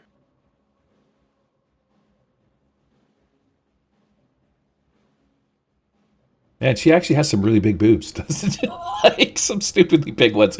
I just zoomed in on her, and I wasn't quite sure what she looked like, but holy crap. Yeah, so she hands you this vial. Yeah. Oh, is that where she's from? It's modeled out of something? I think she's from, like, King of the Ring or something. Oh, nice. Yeah, lots Yes. of these are game characters. Yeah. There you go. So yeah, she's hanging in the corner. You see Miss Cleo sort of standing by the front door. And you're making a drug deal in the corner. You give her 20 coins, 20 relic coins or whatever the fuck they're called, the reliums. And yeah, she's kind of just hanging out doing her thing while you're doing a drug deal over there. Conquak, what are you doing? Oh, Cork's going to have another shot of Blink, and I think he's going to shoot some pool. All right. You grab yourself another beer. The android sex bartender passes it to you. Now that she's been told she doesn't have to be nice to you, she just kind of has this, like, her face squinches up in a weird kind of grotesque look as you reach out and clink onto the glass. I would imagine with your claw-like hands, you probably can't really grab glass. Wouldn't it just kind of shoot out? Maybe she wraps it in a napkin and hands it to you so that you can hold on to it a little bit better. Because do you have, like, hand appendages or just claws? Claws. Yeah, right? So I don't think you're going to be able to hold a cup very well, especially one made of glass. Well, he's got two. He could, like, put, two claws together. Yeah, all right. Well, you feebly grab onto this thing and then make your way over to one of the cyberball tables. There's a little slot in the side of it. You put your Relium coin in to release all the balls onto the table. And yeah, this little self-replicating or a little cybernetic pool racker comes floating over, lands on the table. These little light beams shoot out from it, grabbing onto each one of the balls as it sort of pulls them into a triangular shape, and then it drops down over top of them. Little jets rack the balls into a nice triangular pattern. And the one cue ball or white ball gets shot down to the far end and is perfectly put in place over the center of the table. And yeah, you look around for a partner to play the game with. Yep. All right. Anybody in particular you have in mind? Oh, obviously the chick here with the big acid gun and sword. She rolls on by and you kind of stop her and you say a thing to her. And she looks grotesquely at you. She's like, "Listen, insect boy, I ain't into your claws. Regardless of what they, what you think about us human females. Yeah, you ain't my type, sweetie. Not even to play a game with." And then she's like, scooches between you and the table, keeps her eye on you and shit like that. And she's like, but honestly, really, I'm working. But you're gross. Ugh. And that's a compliment. She skates off to the back room. You see her over here, and she's talking to this girl in the back. They're kind of both pointing at you, and you feel utterly rejected by her in some kind of weird fashion. But whatever. You're an insect. It's to be expected. You're kind of gross and fucking chitinous with your long, disgusting claw-like hands and all the chittery noises that you make. There's probably some saliva coming down your chin. You're 3 sheets to the wind, so who knows, right? Charles, you're at the bar drinking your stuff with your cyber arm? Yeah. All right. Bartender. Okay, so you can roll up and you can talk to her. I think we should give her a name. What's her name going to be? Stunk. Donk? Stunk. Stunk is her name. Wow. What a dickhead. Okay, so yeah. That's worse than wheels.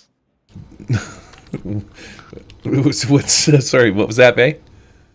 That's worse than Hot Wheels. Right. So yeah, she comes over and she's like, Stunk 7.13 at your service. What can I do for you? Another drink. What is the names of your friends there? What is your race, Charles? I forget what you're called. Florian. A Florian, that's right. Yeah, so she scooches on down. Stunk makes her way down towards you. I gotta move some shit out of the way here. Scooch. She stops in front of you and she's like, Florian, interesting. And then she starts reeling off some things that are in her memory about your sexual preferences and your petals and your leaves and your auras. And she, from her armpits, you can see with your cybernetic eye these small pores open up, these little, I would call them pores, right? And she releases this scent that you find extremely intoxicating. She's like, I understand that your race really enjoys the aroma or smell of things. Perhaps I could interest you in something. And then out comes these, the arms go up in the air, and yeah, she releases this small puff of exotic pollen. Nice. Thought I was gonna go somewhere else. Take it away, You're Charles. gonna gas me? Yeah, she kind of is. She's kind of spraying the erotic pollen flower scent of your people. Yeah. If I can, I'd like to take her hand, the one with the hibiscus on it, and kind of rub it gently across my face. Mm-hmm. She would let you do that. Yeah, absolutely. She's covered in these flowers and stuff. Now they're synthetic, right, but she has the ability to create, aromas and stuff right from her own persona, right? So as you hold it up to your face, she's going to again release some kind of scent that you would immediately pick up on. Some pheromone, so to speak. She's like, these friends, these names that you speak of, who are you interested in talking to? Dujith. Oh, Dujith. She's like, she seems to be very popular. Unfortunately, I have not seen Dujith in 47 days, 6 hours, and 10 minutes. But has anyone else come for her? Yes, and she points over at Six, who is into the darkness. She points into the corner. She's like, that lady right there, making a drug deal with the big-breasted human. Just her or anyone else? Yeah, and I'll no. tickle her petals. Yes, I am afraid that she is the only person that has asked about Dujeth in 47 days, 6 hours, and 11 minutes. And what are the rates to spend some time with your accoutrement? Flowers you're wearing. You're not interested in her. You just wanna dry hump her flower wrist. Oh shit! 5 minutes with it in the back. Can I just borrow your flower? Have a Betty. That was fucking hilarious. Do you have a private room or a pod or something? She's like, yes, in the back we keep. She looks at you for your type. She says, She pulls this off and she hands it to you. She's like, I find your company very pleasurable. She sprays some stank on it, and she hands you her little wrist thing. That's like it's basically like a flower cock ring for you, kind of a thing, and you can take it and go do your business with it. All right. So yeah, you can write down flower wristband. She slides it over your wrist, and again, you can see that she sprays some intoxicating little some aromas on it, and yeah, you got yourself a nice little fornicating hand leaf, Bluetooth. right? Thing. Is it Bluetooth? She's like, I'm sure that you could hook it up to your cybernetic eye and have it pulsate during your cortical stimulation through your optical nerves. I mean, You might want to talk to Hot Wheels. She could probably set that up for you. But assuming by the last interaction between her and that, she points at the hippo, I would assume that you would be at a disadvantage trying to convince her to do anything for you. In fact, be careful when you leave. She greased your brakes. oh, well, thank you. Yeah, you notice that not much gets past her. She's pretty observant. Even though she's intently focused on you, without even turning her head, she did point out that Six was, doing a drug deal in the corner. It's quite the highly aware robotic model. So you're having I a. will Sorry, I will let everyone know on the communications devices we have that I have a location for Dujith. Okay. Gordo, what are you doing? Actually, Ziamara, let's go to you. You're kind of quiet in the back, and it's still Daryl's turn. So what are you doing? Daryl. Daryl, did you fall asleep? Go ahead. Go for Daryl. You're muted, stupid. I was muted. Yes, exactly. So she's sitting at the chair at the table where her figure is, and she's just marveling the fact that she's got 4 arms, right? She knows she's got 4 arms as a Callian. She's looking for shits and giggles. The stripper in front of her that's lying down has Yep. got 3 breasts. Oh, 3 yeah. breasts. So we'll say that it's either genetically done or maybe it's her race. Maybe she's not human, whatever. And she's just marveling at this because she's never seen this before. So she's sitting, drinking the what's left of her blink and just sipping it and watching. That's it. Quietly. Okay. Quietly hanging out in the corner. I'm going to say 30 minutes pass because you guys are having fun. Like this place is kind of happening. There's people coming and going and shit like that. 30 minutes pass. You've had a couple of drinks. Daryl, make me a notice roll to notice outside in the front a small army of white armored dudes making their way through the front door. Alrighty.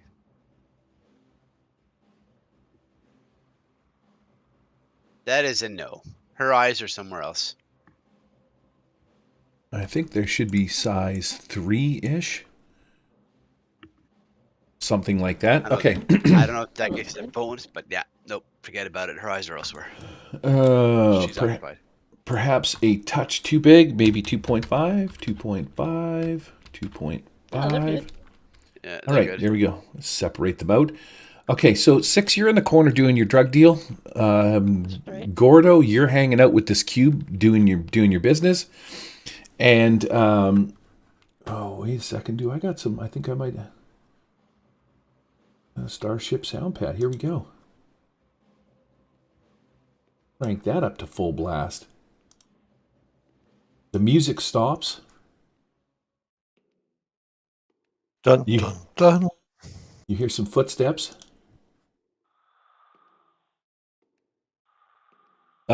Stunk. She leaps behind the bar, and she's going to disappear. F8. Boop, boop, boop. F8. I got to drag her. Skaboosh. She's like, see ya. Wouldn't want to be ya. She dives behind the bar. She points to the door, Charles, immediately. And she's like, she kind of looks at you, and, being that she's like a love android, she gives you this, be careful. And then she points at the door. She, 6 in front of you, she screams. She's like, "Oh no!" And then she runs away. And she sort of scoots off into the back along with the rest of them. Jimmy is going to do the same thing, man. He kind of gets up and then sort of slowly, like nonchalantly walks out with his 2 guards right past these dudes. I think I got to move the thing out of the way. Let's put that there. We notice people leaving. Oh yeah, people are splitting. Select Jimmy. Why can I not select? Someone's sleeping. No, Jimmy just fell through the world. Jimmy went, see you later. Jimmy and his cronies walk out. I had to put this back to 1. The music stops. All the girls split, including Miss Cleo. They all make a run down this hallway. I don't want to unlock all of them. I guess maybe I kind of have to. But outside, or in through the front door, walks these commando guys.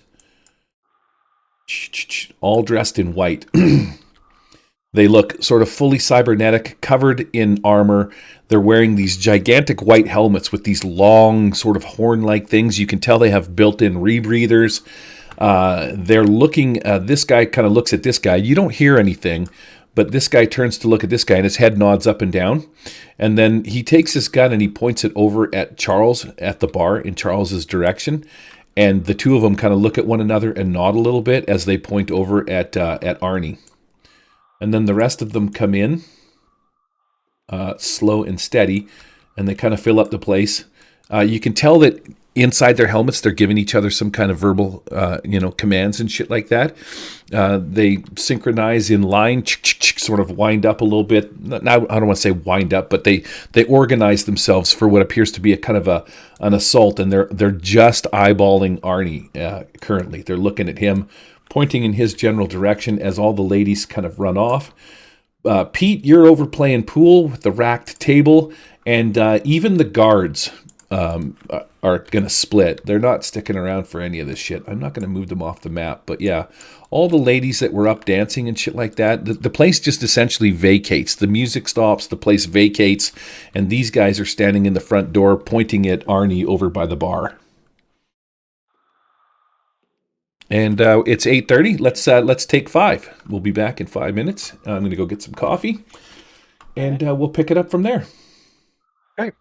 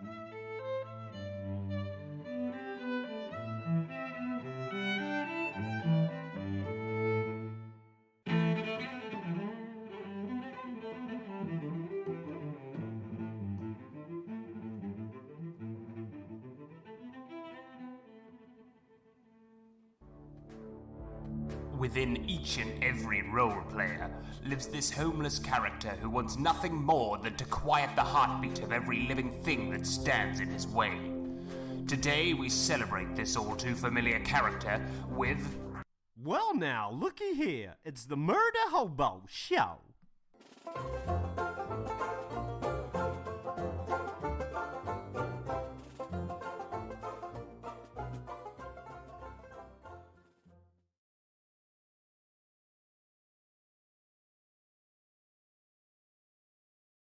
Yeah, we are back. Let's get after it. All right, well, my coffee fiasco fucking just went tits up. I made 8 cups this morning, took 4, went back up and got 1. So 3 disappeared in the time I've been down here playing with you. I'll have to go up and get some more. Okay, back to the story. The music goes off. You can hear some footsteps coming in from outside, some breathing. These guys enter the bar. Let's see. Sci-fi suspense? Let's throw some of that action in the background, too, now that we got the music working. Or not. That's there. Famous last words. Right? Guard droid. What does this guy do?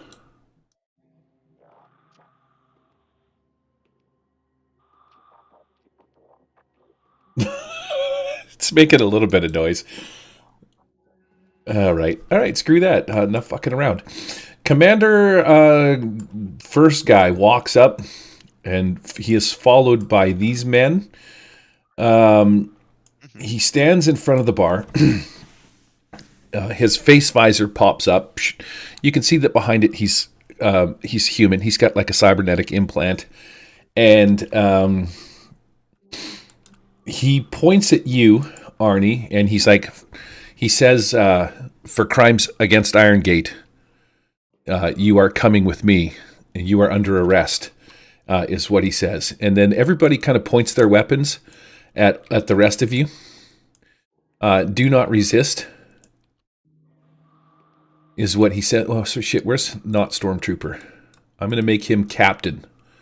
I was hoping to run out with the girls that ran by me, mixing with them. Captain, not Stormtrooper, would be this guy. Yeah, you can full on run out, man, if you want to make... You don't even have to make a roll. You can just sort of split with them if you want to, like... Because they're all sort of running down this hallway as these guys come in, so they probably wouldn't, maybe even so much as think twice about you blitzing down the hallway with them. But yeah, he points at you, Arnie, and he's like, for crimes against Irongate, you are to be retained by the Consortium of Justice. Come with us, do not resist, is what they say to you. And again, they point all their weapons at everybody else, and they're like, they say something along the lines of "remain calm," and this will be over in minutes. This will be over without incident. I'll hand them the bracelet lay and say, I didn't know it was illegal here. Okay, so you walk up a little bit. Do you have weapons on you by any chance? Your laser pistol and shit like that? I probably have a laser pistol on me. Okay, you walk towards them. He pulls his gun and holds it up towards you. He's like, drop your weapons. He doesn't sound like a robot. He's like, put your weapons on the ground and come with us. What am I being charged for? Crimes against Irongate by the Justice Consortium. Please turn around, put your leaves behind your back. Do we know these people, being that we're like agents? Is this a real thing? Make me a knowledge check there, my dude.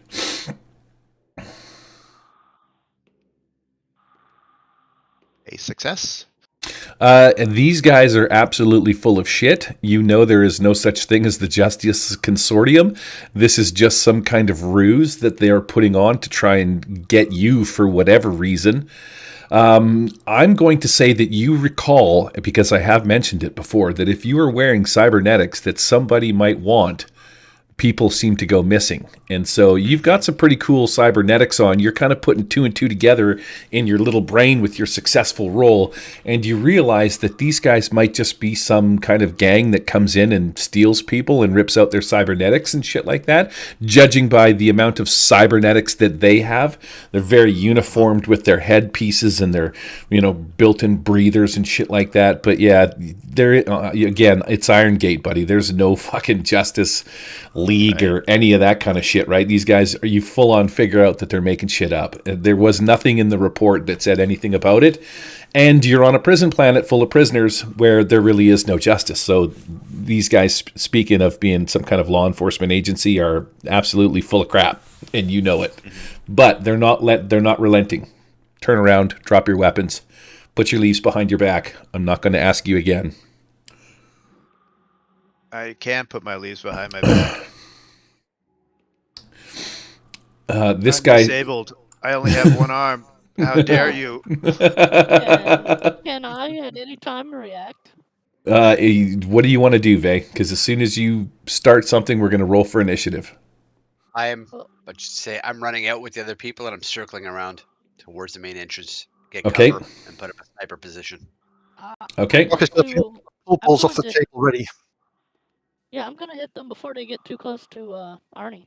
All right, so this is just this one guy is approaching, and repeatedly. So he pulls out of one of his he's got like a little Velcro thing on the side of his leg, and as he pulls out this, it looks like a whip. It's got it sort of lights up blue and sparkles with electricity and shit like that. You recognize it as like what's called the lash. It's like a stun gun that they use in the mines to basically like stun you and shit like that. But he pulls it out, and he's, as he's walking forward, holding on to this thing, he slowly walks towards you. He's like, turn around, put your leaves behind your back, drop your weapons. And they just repeat the same thing. All right. I'm going to, before they get anywhere near Arnie, I'm going to cast my Forget Me on him, which is basically invisibility. But it makes everyone forget they exist. Okay, hold on a second. Where's the spell? It's on your character sheet kind of a thing. And what does it do? Invisibility. Yeah. Okay, fantastic. So it's just invisibility. With its success, the character and his personal items are transparent, except for a vague blur or outline. Any action. Okay, so you're going to go and try and turn invisible? No, I'm going to cast it on Arnie. Okay.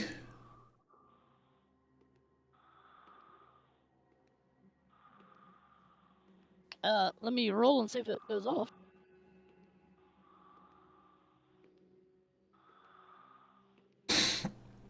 Ooh. 9 goes off with a raise. Now nothing bonus? Oh, it's -6 with a raise to notice him. Yeah. Okay, so you cast invisibility on Arnie. Just make a note that you have that on you. Where's my tokens? Let's see if my token states has a thing on it. Shuffle. Bound, defend, distracted, fatigue, hold, incapacitated, prone, shaken, stunned, vulnerable, wounded. Nope, there's nothing good on here. Defend, distracted, entangled, fatigue, prone, shaken. It's all garbage on there. So yeah, that thing's not going to do me any good. All right. So you go invisible. As soon as you go invisible, this guy here is going to leap forward. So what we're going to do now, because Vay's cast that spell, Arnie disappears. The commander guy, he makes some code. He's like, code 717. Everybody's helmet just goes, drops down. Their faces light up red. So they're using some kind of like cybernetic infravision kind of a thing to detect heat and shit like that. I'm assuming invisibility would work against that. So I'm not trying to screw you out of casting your spell. But the captain, just go ahead. They still see him. They know he's there. It's just everything against him will be -6. Yeah. So the captain points at him, says something. Code 717. Everybody fan out. And so these guys start to fan out, and they're kind of encircling the area. And that's sort of the last words that you hear from him as they pull out their guns. Each one of them, I'm going to say, well, let's roll some initiative and see what happens. We get the action deck going on, and we are going to go to deal to all. Deal to all. Oh yeah, give me the Sweet. There it is. Fuck yeah. New card, please, Mr. Narrator, stroke, GM, stroke. Yep. Stroking it. Deal to green. Let me know if you There need you go. another one. You're good? Oh, that's fine. Okay. Yeah, good. 2, 3, 4, 5. I'm dealing my pile of bennies is over here, just so you guys know. I got a 7. So, who do we start with here? Start with Pete or Daryl? Xiomara's got a king. Xiomara. I've got Okay. How far was she gotten sprinting out? Well, you're going to have to run your roll dice to get out of here. I'm going to say that you make it out to the back while all of this shit's going on, right? There's a pile of girls. They're all standing at the back door. They're kind of trying to push it open as everybody sort of scrambles out. But you've come to a pinch point, like a funnel. So it takes a couple of seconds for them to sort of get out of your way. But eventually they all pile out the back door. And so I'll move these ladies. I'm just going to pile them over here. And I'm going to put you by the back door. Now, we've changed the run rules, Daryl. You're going to be rolling 1d4 plus 2. Yep. Sorry, is that right? It is right, so that you can get a minimum of... No. The fuck is the run thing again? Should be d4 plus 2. Just aced. I don't know if that counts Nope, or not. But doesn't matter. So it's going to be... 4, 6. It's going to be 6, yeah. So you've maxed out on your run dice. So you can move yourself 12 spots. 1, 2, 3, 4, 5... 5 to here. Yeah, 6, 7, 8, 9, 10, 11, 12. So you're going to be outside the building right here. Okay, We'll count the squares as sort of 1 inch for recognition. So yeah, you're going to be right here. There you go. Right there? They're good? Yes. Or no, behind. Sorry, gotcha. Right there. Okay, and so yeah, you do your dash and you run to there. Is there anything else you want to do? Well, I'll have my weapons out as I'm getting them ready, and I'm gonna be basically idea is to run around the front entrance, but to get cover behind a vehicle, behind a dumpster, anything, and she's gonna set up and get actually she may even lie prone. She can get to a balcony, lie prone, and get in sniper position. Right, I'm gonna set those there. That's going to be the idea. Daryl's turn. Cockwalk. Quack. Well, the Quack has already. I was going to say palmed the ball, but it's probably not right with claws. But he sort of put one of the pool balls up, and he's going to lob it at the one that is trying to arrest Arnie. So he's going to throw one of the pool balls straight at him. Okay, that's going to be at this guy here. Yep. That's going to be. You're going to have to make a throw with what is it? The unfamiliar object, which is going to be -2. Improvised weapon. Thank you very much. Oh man, deal to. Where is Corey? Corey is yellow. Thank you for improvised weapon. Fucking sometimes my brain in words, man. We use it a lot in Eric's boomstick. So just tell me what dice I got to roll, buddy. Whatever your throwing is, so it's athletics -2 for improvised weapon. And -1 for being fatigued. Yep, for being part For being fatigued. Yep. Oh, Pete. Pete, you just earned yourself a Benny for not fucking cheating. I feel like you're. I feel like you're going to need it. Oh yes, baby! -3, so that'll be a net 14. Let me check something out here. I think improvised is just strength. Light, metal beer stein, fist size rock, pistol as club. So his range is 3, 6, 12, and damage is strength plus D4. Nice. Strength plus D4, okay. That's what she says. Yeah, you're throwing like a fist size rock. Well, okay, strength plus D4. Plus, did you say plus a D4? Yes. Okay, let me roll a D4 as well. So I'm going to Benny that, of course. Give me that Benny. Give you that Benny back that you just gave me because it's. There you go. D4. Get him. Die. Do it. That's there it is. So that'd be a 10 damage on his bonce. All right, you throw this ball at this dude, and it hits him in the helmet with a resounding thud, like hardcore. But he is wearing a helmet, and I'm just going to say, don't even breach his toughness. It hits him in the head. He turns and looks at you, and he just kind of, with this whip in his hand, he takes a step towards you, and you can tell by, if you could see his face, it'd be like, what the fuck, buddy? Really? You're going to throw a fucking rock at me? And then he's going to step towards you and sort of forget about it. You've got his attention, that's for sure. Okay, and after I've thrown that, I'm going to sort of move up to the one nearest me, ready for next time. Okay, so you threw a rock at this guy. I'm going to call him, let's call him number 2. Captain is going to be number 1, number 2. This guy will be number 3 and 3. He's the guy that you've stepped towards. The rest of them, you see them all pulling out these stun whips and shit like that. The whole place lights up blue as these electrical whips start cracking around. Who's after Pete? We got a 5, we got a 10, we got an 8 and a 7. Arnie, what are you doing? You're just a blur right now. I'm just a blur right now. Yeah. I'm gonna pick up my gun. And I'm going to use my cyber arm on the captain, because that's what he wanted, right? He wanted my cyberware. Give it to You're him. gonna give it to him. You're the best. Let's see. F.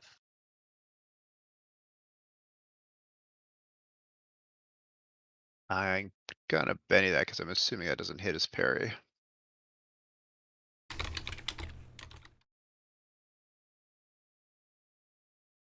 It's the exact same. Does that miss, Gary?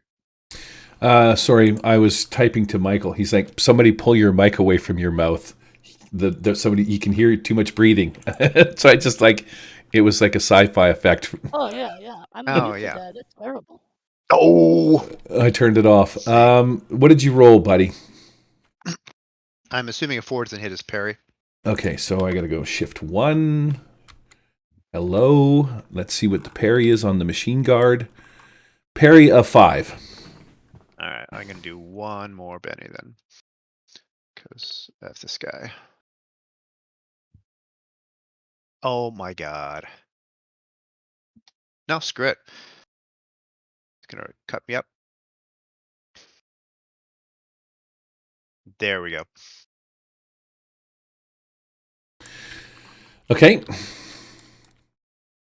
All right, so strength plus D6. You're at -1 for fatigue because you're drunk. Oh, that's right. I still fail. We're all at -1, I think. Oh, screw it. Screw this guy. I'll spend all my bennies to hit this guy. Okay. I still fail. Double 5s. Excellent. All right. Yeah. So you just kind of come at this guy and you're trying to smoke him with your cyber thing, but you're like, fuck, man, what's happening here? Stand still. I can feel like, the little puff of gas comes out of your neck and then your little, recommunicator's like, hold still. This guy is like, he's like looking in your direction and he's like, who said that? You can't really see what the fuck's going on here, but he's like, I think he's right here. And he points in the, the direction that your voice came from. How close am I to any of them? Within 5 feet. Well, 5 feet from this guy. Okay. I think. Didn't you say I get an extra attack with my cyber arm free? Mm-hmm. So I'm just gonna. Shit. Yeah, I'll shoot him with my pistol then. The guy that's right next to me. Okay. You got to roll a 6 on your shooting die here to hit him. That's a no. You're like, fuck, why can't I hit these guys? Puff, puff, puff, puff, neck puff. It smells rancid in here a little bit because you're angry. Yeah. And then I'll jump over the bar. I know he gets an attack, but it's at -6. Sure, he's going to make a melee attack at you. He's like, I see him, he's right there. Well, you can't hear anything, but he is going to take a swipe at you because he has a fighting D6. white dice only for this guy. He rolls a 4. That's going to be a -2 for a total. So yeah, he just takes a swipe in the air as you dive over the bar.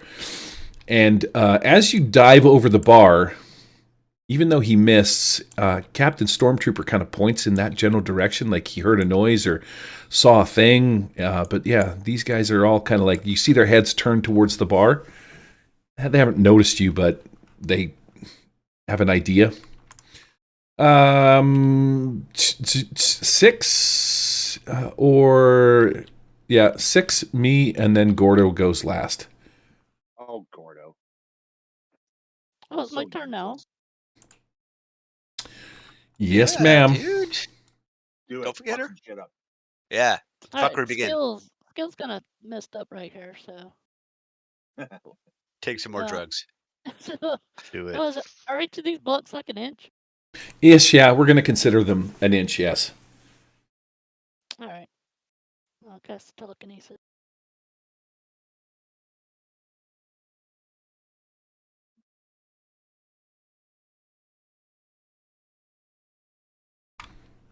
Oh boy. Wow, that's going to be with a raise, Raise. even with your -1. So I'm going to move the captain Mm-hmm. outside 8 spaces. Okay, 1, 2, 3, 4, he 5, gets 6, to try 7, to fight 8. it. Oh, okay. But you, what I'm did you thinking roll? I got to beat a 9 because Uh, it's... No, it's a strength roll off. Let me look again. But I have a strength of D12, so I think it's just a roll off to moving. The ability to move objects or creatures, including oneself, with Arcane Will. It has a strength of D10, D12 with a raise. Okay, so you get a D12, and he just gets his strength. Okay, so you got to roll a D12. Your spell successfully goes off. You roll a D12. Tell me when you're happy with your final number, and I'll see if I can beat it with mine. All right, I'll take that 10. No. Machine Guard. This guy, being the captain, is probably a little bit tougher. I'm going to give him a D8 instead of a D6. And I'm going to make him a wild die as well. You pick him up, and he gets an 8. All right, so you pick him up, and you fling him out into the streets. 8 spaces. Is there an effect that goes along with that? Into a thing? Well, What are you doing? I could lift him and throw him back down, but I chose just to move him my full distance instead. Okay, so you're not trying to do... Yeah, he's unharmed. Right, so he gets picked up off the ground. His feet are kind of wiggling as he's trying to run and struggle, and he just sort of floats out and ends up, I want to say, back over here somewhere is where about 8 spaces would be. Yeah, that's the most I can move him, so I just move him as far as I can. Okay, he moves that way. I'm going to go on my 7. I'm going to say that this guy here, number 2, he's going to advance towards the bar. Now Arnie are behind the bar. He's going to pop up over here somewhere with his little stun whip thing and just make an attack at you at -6. Obviously, because you're very well hidden, so it's going to be fighting -6. He just kind of whips it around in the air. It crackles, maybe zooms by your face a few times, totally misses you because you're like sort of ducked down. And as he sort of whips it back and forth, you can hear the sparkles as it goes by. He looks over his shoulder for half a second, and he's kind of pointing that you're in this general direction here somewhere. Pete, number 3, turns towards you, and he has this stun lash thing as well. He's going to make a fighting attack against your parry, and you deftly dodge out of the way. But that's from number 3.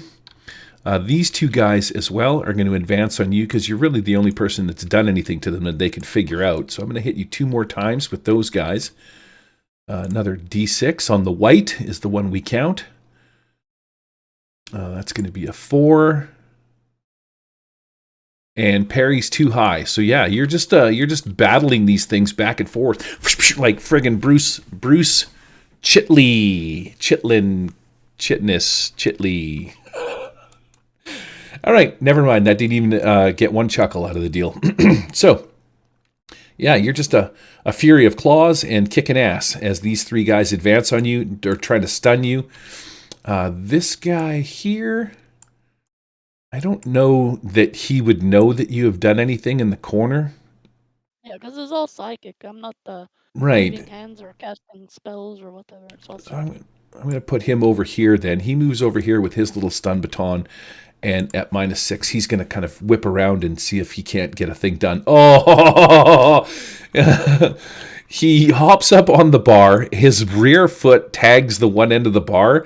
And he ends up not out of the... He just does a full-on face plant into the alcoholic shelf in the back. I think I can put this guy... lay down. There we go. That puts him laying down. So he's going to be... Oh, he fell. All right, he's down. I'm just going to write shaken on him. I should have put him on the... whatchamacallit. And I think that's it for my turn. I think I've gone with... Oh, no, the captain. 1, 2, 3, 4, 5, 6. He gets right to the front door. His visor goes up. And he kind of yells out loud as he sort of looks around. He's like, "We got a psychic here." And he's kind of scanning the area and shit like that. He holds his hand up to his head like he pushes a button. You know, like he's trying to find some kind of psychic frequency or tune into it. And I'm going to roll a notice check to see if he can figure out maybe that it's you. He's got a notice of D8.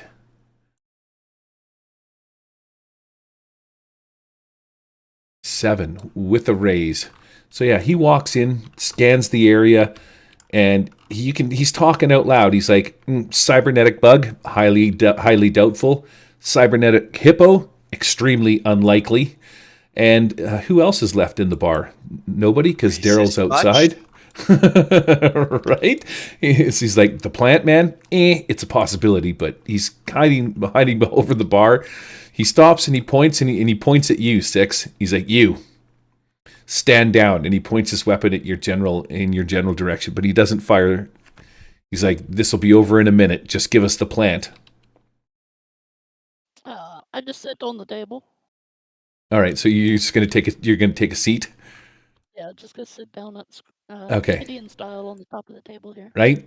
Captain, not Stormtrooper, stares at you intently and points his gun in your general direction. He's like, "No more funny business.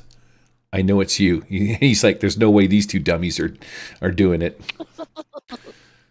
And he points at the hippo, who's probably still playing with the dice with his thing. And Cockwalk is far too engaged to be doing cybernetics on the captain. So powers of deduction and a successful roll lead him to believe that you're the culprit.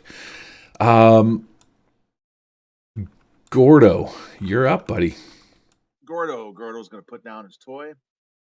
Now, on the table, in your pocket, where are you putting it? Oh, he'll throw it in his pocket. I mean, he say because he's got pants, I guess. Move right here, right behind here. So he should. Oh, how the hell? It's clobbering time. We're using the squares roughly for movement, right? Yep. We're gonna just say each square's 5 feet-ish, just for shits and giggles. Cool. You can try and hit all 3 of them. All 3 of these guys. I mean, he's gonna try. He's pretty good at this. Let's see here. He's gonna be at a -3, 1 for fatigue and 2 for the sweep. You can do it. I mean, it's a 5. 5, I'm going to assume doesn't hit though. No, it does. 5 is what their parry is. 5 is their parry. Okay, yep. Sweet. Well, let's do that. You won't. 3. Tout manger la cyclac. And then strength plus D6 on all of them. Cool. So we'll start with the captain. Oh, Gary, I'm also a Seren, so they could probably just assume that anyway. 15 on the captain? 15 on the captain. That is, wow. You've toughness of 11, so that's going to be a hit with a raise. 1 wound on the captain. I'm going to use one of my... No, I don't want to use that. I'm going to just take the wound. You hit the captain so hard that you give him a single wound. He's shaken and wounded. Okay, so now the next guy, like immediately in front of Gordon. Strength 6. That's not nearly good enough. So here's a Benny for you. Strength D6.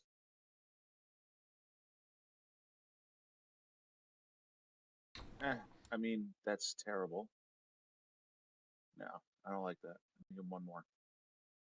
I'm gonna get greedy. Strength D6. Use them all. All right.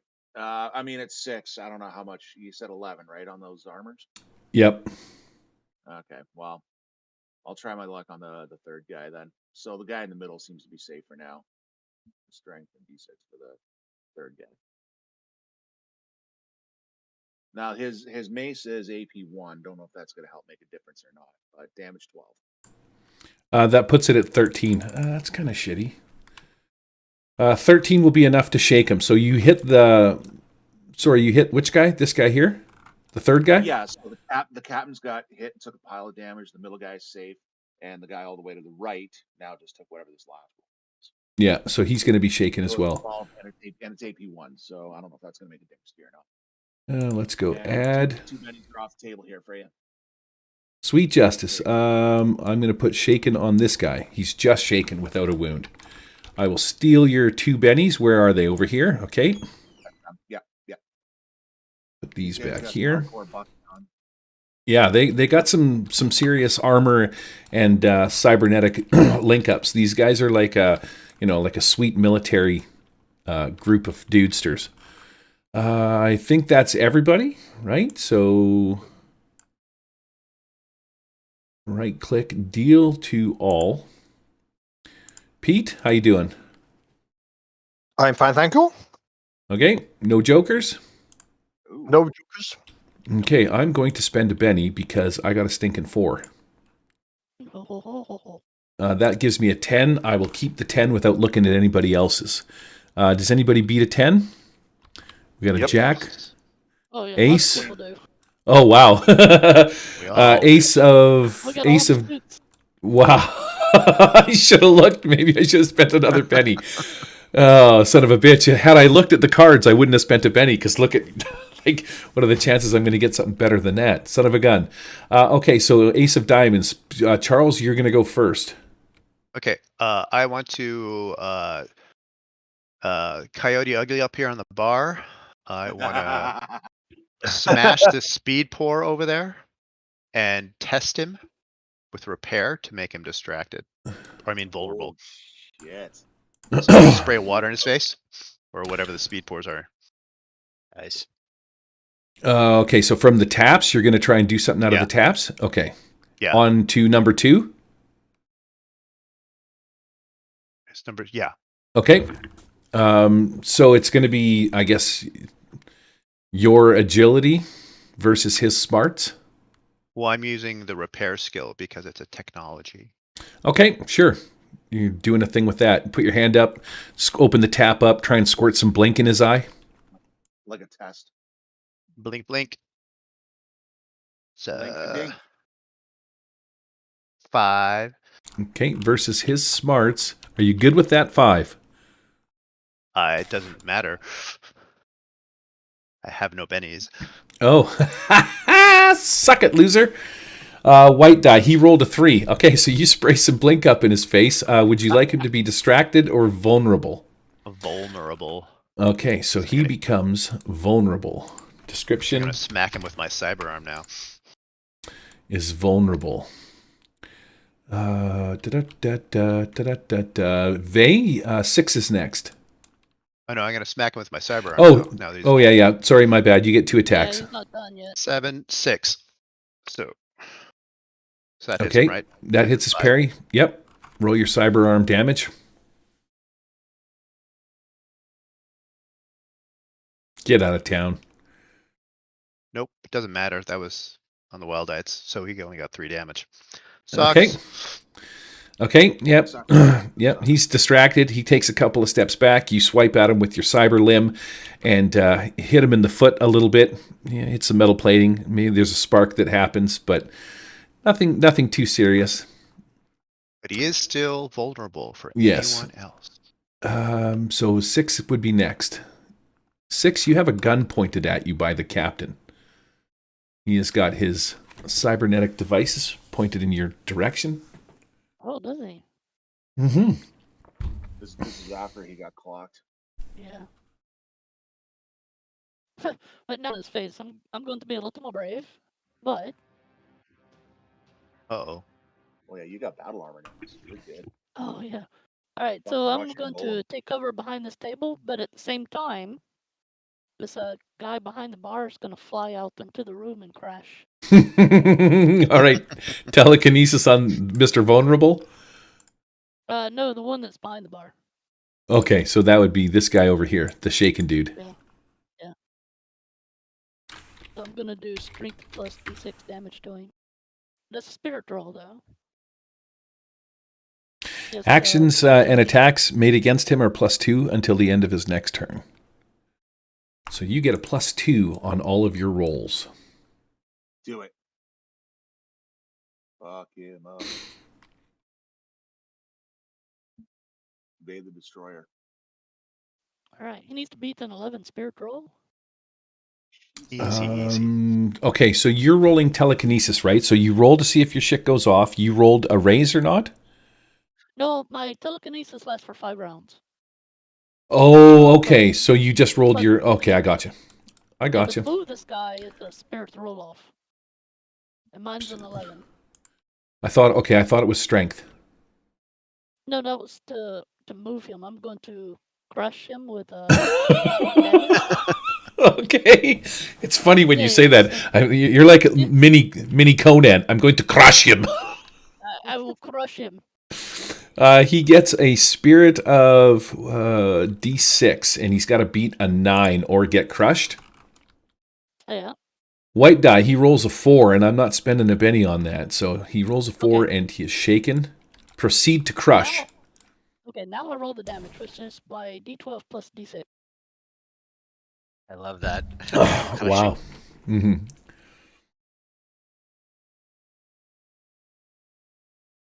$15 points of... Okay, he's shaken, and 15 is a full-on wound. So you have somehow crushed this guy. What does that look like? Tell me a story, Vay.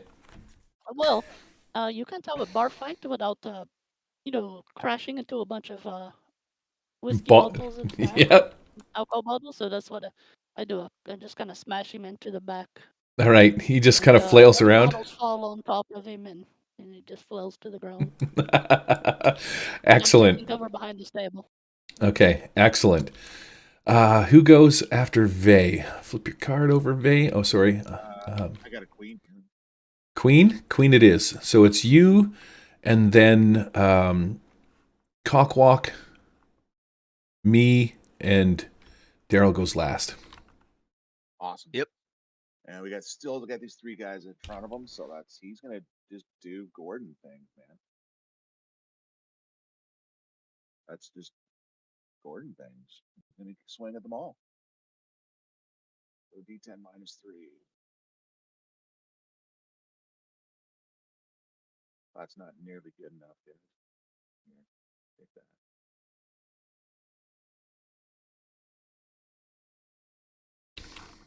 Oh, saw that That's agent fine. roll over. That makes 5. Yep, that's going to hit their parry, so that'll hit both of them, so you can roll for damage. Oh, the captain's out of the way, right? No, the captain is in the way. Captain's still there. Perfect. Yeah, but he's not paying attention to you. He has his weapon pointed at 6, and he is shaken. Okay, cool. Awesome. I like the sounds of that. So let's see here. Strength, D6. Here's all the good rolls coming. Wow. Fuck yeah. This is exactly what I want. Well, let's get rid of that captain guy. Here's the last one. All right. I loves it. I figured at this point they realized they done messed up. Damn it. Strength. Oh, 12. There we go. Still got a D6 coming. Good. Wow. 19. That should be enough to case. Okay, so 19 on the captain is going to give him... He's shaken, so he's automatically going to be wounded at 15 and 19. So 3 wounds. 3 wounds? Awesome. What was the other 4 for? It was because I never hit my my D6. Okay. Strength was so it's 19 plus the 4, so 23 total. Okay, so that is going to be. I think that's going to incapacitate the Captain Stormtrooper fella. It's definitely going to take this guy out. I mean, he literally goes flying across. He ends up over, like, drooling against this stripper pole somewhere. He's probably caught up on it. Yeah, but he flies off the table. His head just, you hear this crunch as his head smashes into the table after you smoke him. This guy, he just falls dead on the spot. Captain Stormtrooper, because he is the boss man, I'm going to soak damage on him and see what he can do. I will spend 1 Benny soaking. Captain has a spirit vigor of D6. See if I can soak one of those wounds. If not, nope, he's incapacitated. Yeah, you smoke him hard in the cranium and he goes down as well. Fuck, Gordon. Jesus, man. When you get into a bar fight, you really tie it up, bud. Oh yeah, and then Gordon, seeing all this with all the blood, gore, and goo, he's going to bring his axe, his hammer up to his face, and he's going to lick the goo off it. Okay. Now you guys got him angry, so There you go. Toy right now. Cockwalk, you're up next, bud. Okay, so Quack's going to do a 2-handed strike at this, or 2-clawed strike at this dude. So first one. If I can roll the dice, that'll fucking not be Benny's. I'll Benny that one. Thank you very much. Yeah, you will. Yes.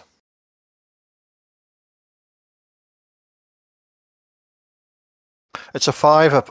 I presume a 5's not going to beat their parry. No, it does. Yep. And you rolled a 6. -1 is 5. So, yep, you hit his parry. Okay, and I'm using my claws, buddy, so it'll be a D12 and a D8. Okay, you got to beat a toughness of 11. 14 to take him out. Oh, yeah, there you Get go. out of town. You guys fucking suck it. Suck it. Oh, man, my dudes are dropping like flies. I thought they'd be decent with a toughness of 11, but they're just getting smoked. We've got 2 characters with no bennies left. I think Bay's down 1 or 2 maybe. Okay, so Yeah, I got one left. I mean, like, it's not as easy as you think.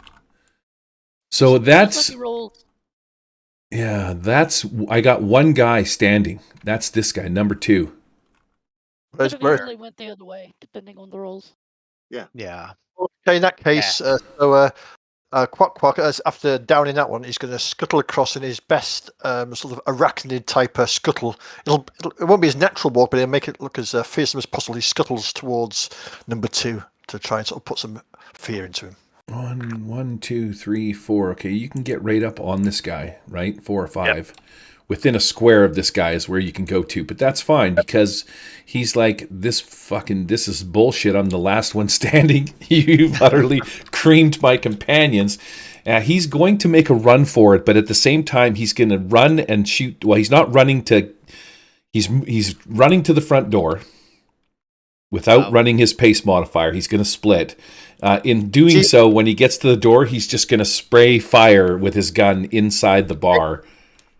As he runs past Quack, he'll use his first strike as he runs past. Yeah. Yep. And as he runs away from me, I'm just going to attack him. Okay. Right. Opportunistically. Yes. Yeah. Wow. So, you guys are vicious. Let her rip. About the torches. Hey, Right. +2. Don't forget +2 because he's vulnerable. Yeah. minus yes. 1 is safer. So I will Benny that to Nice. Nice. Get him. Since we got Bennies left. +2. So I got a raise. So that's going to be a 6 down to a 5. Yeah, so that's going to be a hit. Wow. I'm not even going to be able to run away. Poor Daryl's outside running down the sidewalk, and everybody's just getting fucking annihilated. All right, so he dies right about here somewhere as he leaps off the table, and you just skewer him with your gigantic claws. And you're like, I feel like you're holding him up in the air, and you're like, hey, everybody, look what I did. You know what I mean? Is your claws right through his abdomen. Stuck on his claws. I can't get them off. Yeah, he's like, can I get a hand here, please? Cockwalk says it is clickety click click click clickety click click. I believe that takes us out of. No, wait. I want to have some fun with this. Ziamara is going to take a bit of narrative. She's going to run across, get to the main entrance, both guns in her right hand, blazing, and with a big, Calian/French accent. But back to die, motherfuckers! And then she just looked around and she's all the bodies on the ground. Oh, merde! I missed it all! Second a man! And she throws a rifle on the ground and she just looks dejected. I missed on the fun. Fuck. You know what? Actually, I'm going to take that Benny back from Daryl because I gave you an extra one. I'm giving everybody bennies. That was fucking well played. Well played. Well spending your bennies and good job annihilating this crew. Great rolling. My whole idea was to try and get behind them, use a stealth roll, try and get the drop on the leader if he's still around or somebody, and then just fucking go to town on them. But it didn't. You guys definitely could get the drop on him. Yeah. Wow. Okay, so it's 9:20. That's cool. We're good here. What are you guys gonna do? You've slaughtered these dudes. Pursery check. They all have like laser pistols on them. They all have some kind of cybernetic implants of various, states and sizes, but you'd have to probably have them medically removed, which means you're going to have to drag the corpse down to Dr. Falk-Lu, et cetera, et cetera. So, cleaning them up is getting anything. Is the armor any better than what Ziamara and let me that too. Have a look and see. Control and what F. kind of cybernetic enhancers do they have? I might actually be interested in something worth hauling his ass to Dr. After that, I don't want any cybernetics. Weaponry armor. Oh yeah, they Go crate, weapons. I want a fifth arm. Weapons, vehicles, go crate. Scavenging. Is there even an armor section in Irongate? Let's see. Gear is on page 5. Weapons, vehicles, settings, rules. Okay, so I think we're going to have to go by what's in the sci-fi. In the sci-fi book. Gear. Currency, we have the power. So high-tech gear requires power to operate it, to keep it charged. Colony receives its energy from microfusion plants. Personal equipment. Blink, blue zone, long-range comm links. Orbital comm links, personal atmospheric shelter. They have protein bars that you guys can take, which is the standard food unit delivered by the JumpSec pod. So you can find, say, probably between all of them, they probably all had 2 bars each, so 12 protein bars. I'm going to say that on one of them, this broad category of drug keeps workers working when they shouldn't. They have some stims. With each dose of the stim, the user feels energized. The user also makes a vigor roll at -2. If you succeed, the feeling is just psychological. If you fail, the stim takes hold for the next D6 plus 6 hours. You can ignore the vigor roll requirement for skipping sleep. Okay, that doesn't really do anything cool. Weapon lock, that's just on your thing. So the lash. Here's what they have. They have this thing called the lash. It's a modified stun gun that inflicts a heavy jolt of pain along with a stunning effect. But instead of those hit with the weapon's energy beam must make a vigor roll or be shaken rather than incapacitated. Real stun guns in this game can fuck you up like hardcore. They knock you prone, vulnerable, distracted, prone. But these ones don't knock you prone. They just shake you and do damage. So they have. So are they batons or are they whips? They're like a baton hand, like a whip. Exactly. It's called the lash. Yeah. I mean, we can shake somebody, but use the whip to trip them at the same time and knock them prone.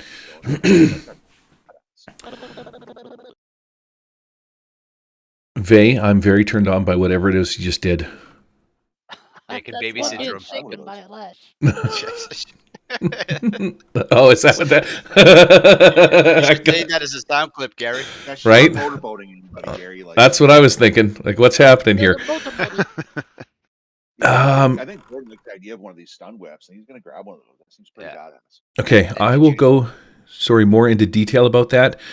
Combat armor, energy skin, lightweight reflective material, combat armor. These suits include a full jumpsuit helmet, load-bearing harness for a backpack, and other gear, boots, and gloves.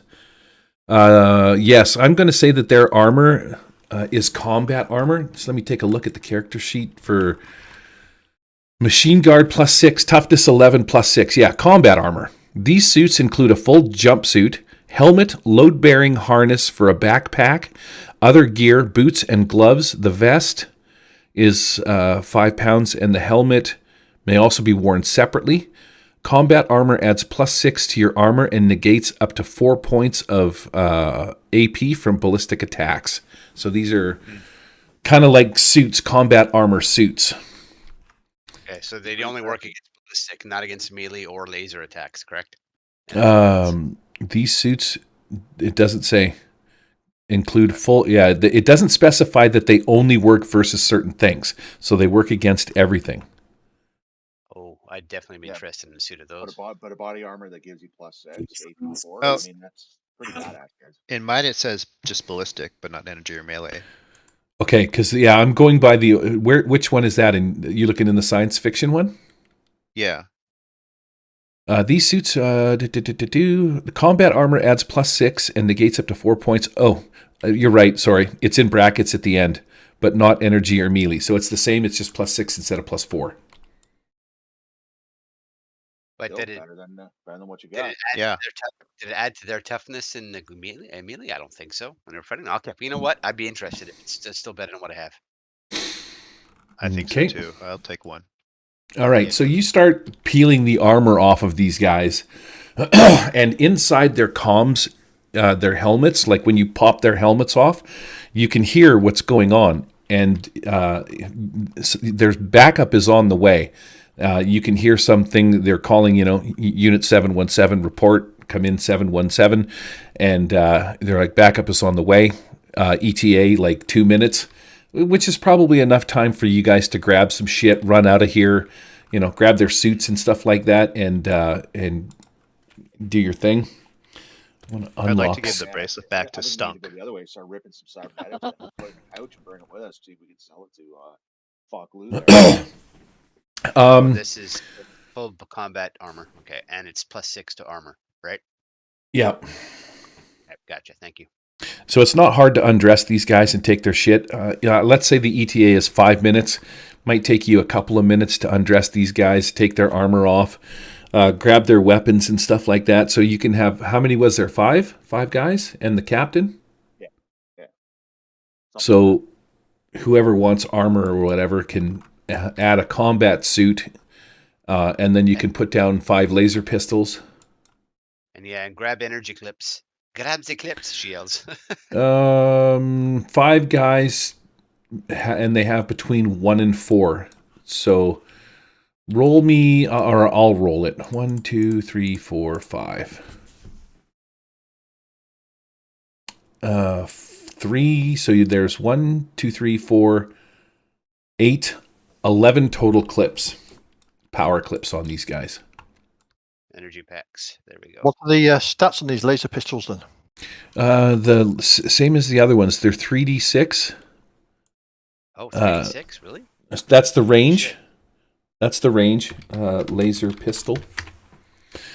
The rifles and machines only. A small concrete slug thrower or laser pistol. Nope, that's weapon range. Where's laser pistol? I'm gonna have to look it up. Yeah, because the light out cannon with 12 SMG is 2d6, I think. I don't know how much the pistol is. No idea. Let's look up in Savage Worlds, whatchamacallit, laser pistol. Yeah, I'm doing the same. Let's go. Pistol. Why is everything so hard to find today? Firearm or pistol. Futuristic laser pistol. So it's 15, 30, 60, does 2d6 damage. AP2, rate of fire 1, 50 shots. Minimum strength is D4. What's the range on it? 15, 30, 60. That's SMG. It's 3d6. That's why I knew I wrote it down. I put 2d6. It's 3d6 for the armor, for the laser pistol. SMG. The SMG is also 2d6. 15, looking, 30, 60. It's on page. Oh yeah, I'm looking. I'm looking at the rifle. My bad. Yeah. The rifle is 3d6. Do you have a rifle? Right.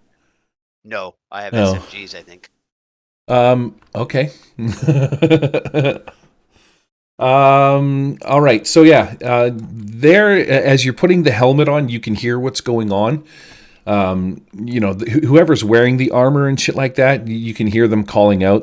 There's probably a button or something like that on one. Maybe there's an optical plate that you kind of look at to sort of trigger the comms and shit inside the face shield. These things are kind of high tech, but you would look at the transmit button and maybe you would blink or whatever to turn it on. However it works in futuristic deals.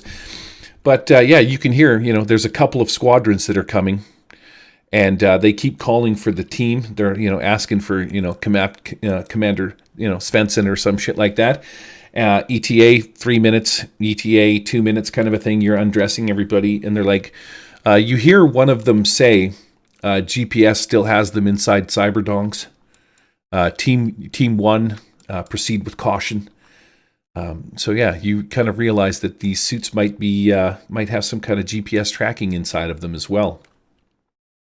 Is there a way to disable this? Hack it? It would take repair it. Yep, it would take longer than you guys have, but that's not to say that it can't. It won't be able to do it in a minute, especially if you want to save the helmets, right? You're going to need like a good hour to sort of tear these things apart, figure out where the device is, and not doing that super quick. However, Faraday cage. Vey would know all about this because she lives inside one. Could you wrap the helmet in something? Anything to keep it from transmitting, yeah. So say like maybe tin foil or Tin foil around your head. How it works, but sure, it would with ours. Yeah, I don't know either. I mean, wrap your phone in tinfoil. You won't get any signal. Yep. Throw it in the microwave. Okay. I keep my Microwave is a Faraday tinfoil. cage. A metal garbage can. Wrap it up. Wrap your balls in Well, Shove it in Gordon's butt. there just so happens to be a garbage can outside, believe it or not. Yeah, we can throw all the helmets in the garbage can and put it back in the truck.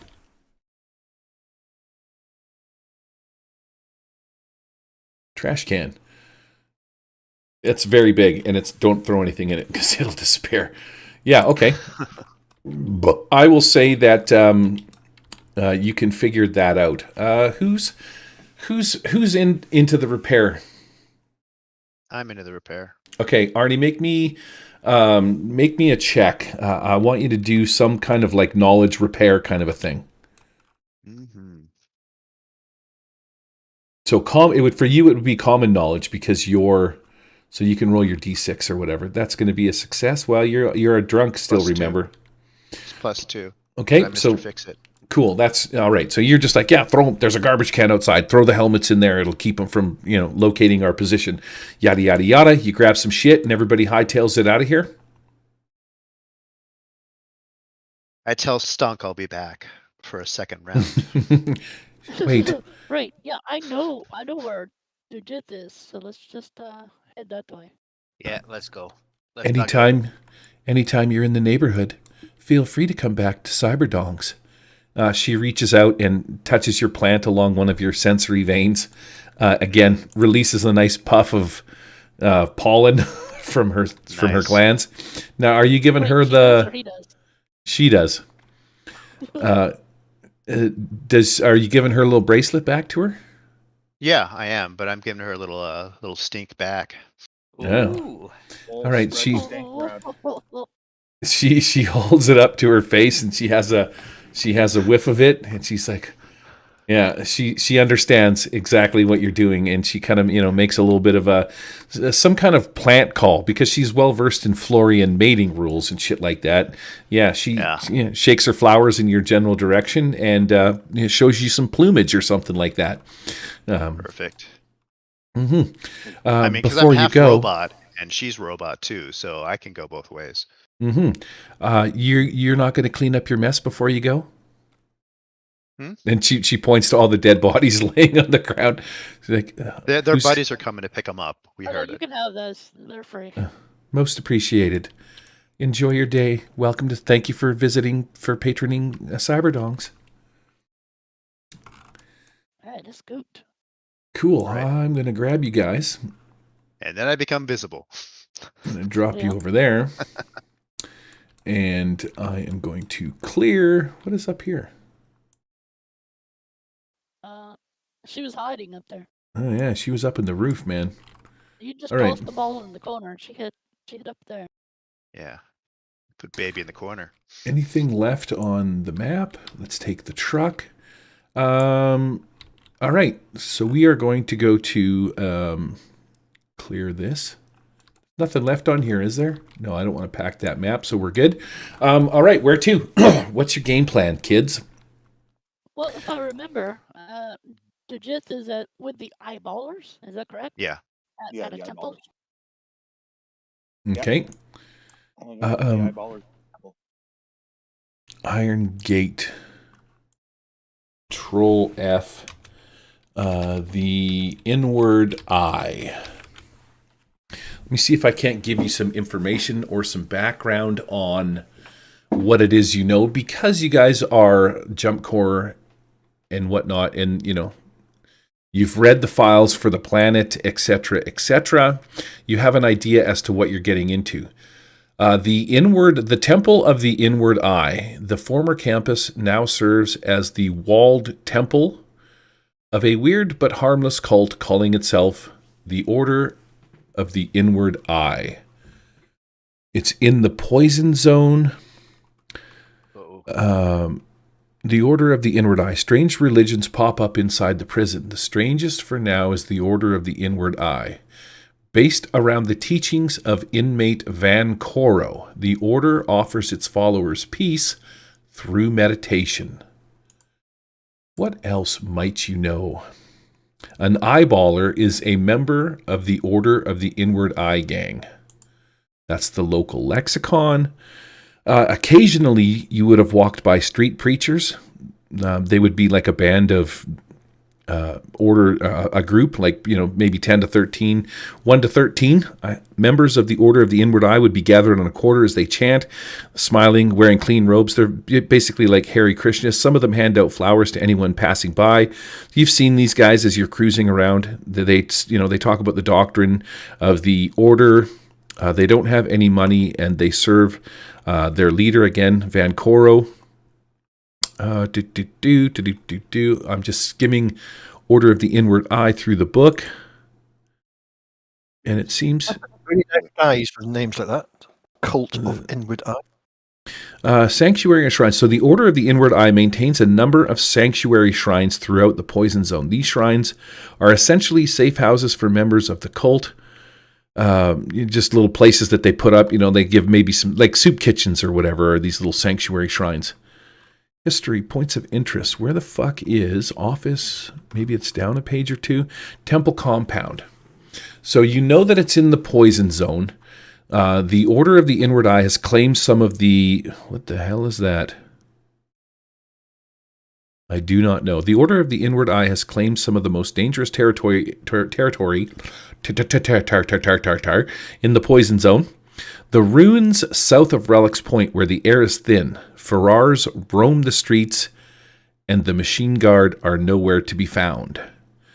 The compound itself is comprised of a city block's worth of buildings ranging from 1 to 4 stories tall, surrounded by a 12-foot wall.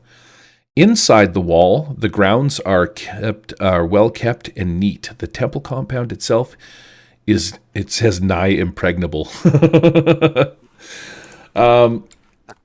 So I'm Bet Gordo couldn't impregnate it. Exactly. I just you read my mind. I am the Humpinator. My name is Gordo. What I would like to do is Good clear job. this map. Well, it's like, oh look, we got a bunch of dead bloodstains on the map that I didn't delete. Click. Yeah, what I want to do, and I know Pete's going to hate me for this, is you guys hop in the truck. Now you're making your way towards the temple or of the temple compound. That's the gist, right? Six has told you guys that she's hanging out with the eyeballers. She's probably at the temple compound. Right. They don't call themselves the oddballers, do they? No, they call themselves just members of the Order of the Inward Eye. All right. I don't want to have a faux pas. Yeah, no, that's fine. So that's your game plan. Then you're going to head there. Now, Pete, you're probably going to hate me, but I was going to because I want to practice these things because practice makes perfect. Clear. See all. Please don't. Road pirates. Build. You want to chase, don't you? Yeah, I figured that you pull out of town. You've just sort of killed these dudes. But this is what I'm going to... This is... Actually, I'll tell you, this is... I just remembered what I was going to do. Give me 1 second to find a thing. Uh-oh. Oh, there's... Let's do... Carry this thing. Well, it's not the one that I wanted to do, but I'm just going to drop this guy in the road. But don't... Because he is a robot. Now, never mind the fact that he's got a gun. You are cruising along your way through the poison zone or making your way to the temple compound. You sort of got to drive out of town and away from, the center. You get back into the poison zone. You got to put your masks back on so that you can breathe the air without, getting some kind of toxic waste and shit like that. Who's driving the wagon? Well, I'll drive. Fat ass hippo ain't. So. Okay. Gordo's in the back. I'd imagine you're playing with your cube. Oh yeah. Yeah. Okay. Until something comes up, he's cubing it. Cool. So cube, give me a roll for your cube. You're in the back hanging out. Daryl, usually you take up the guns.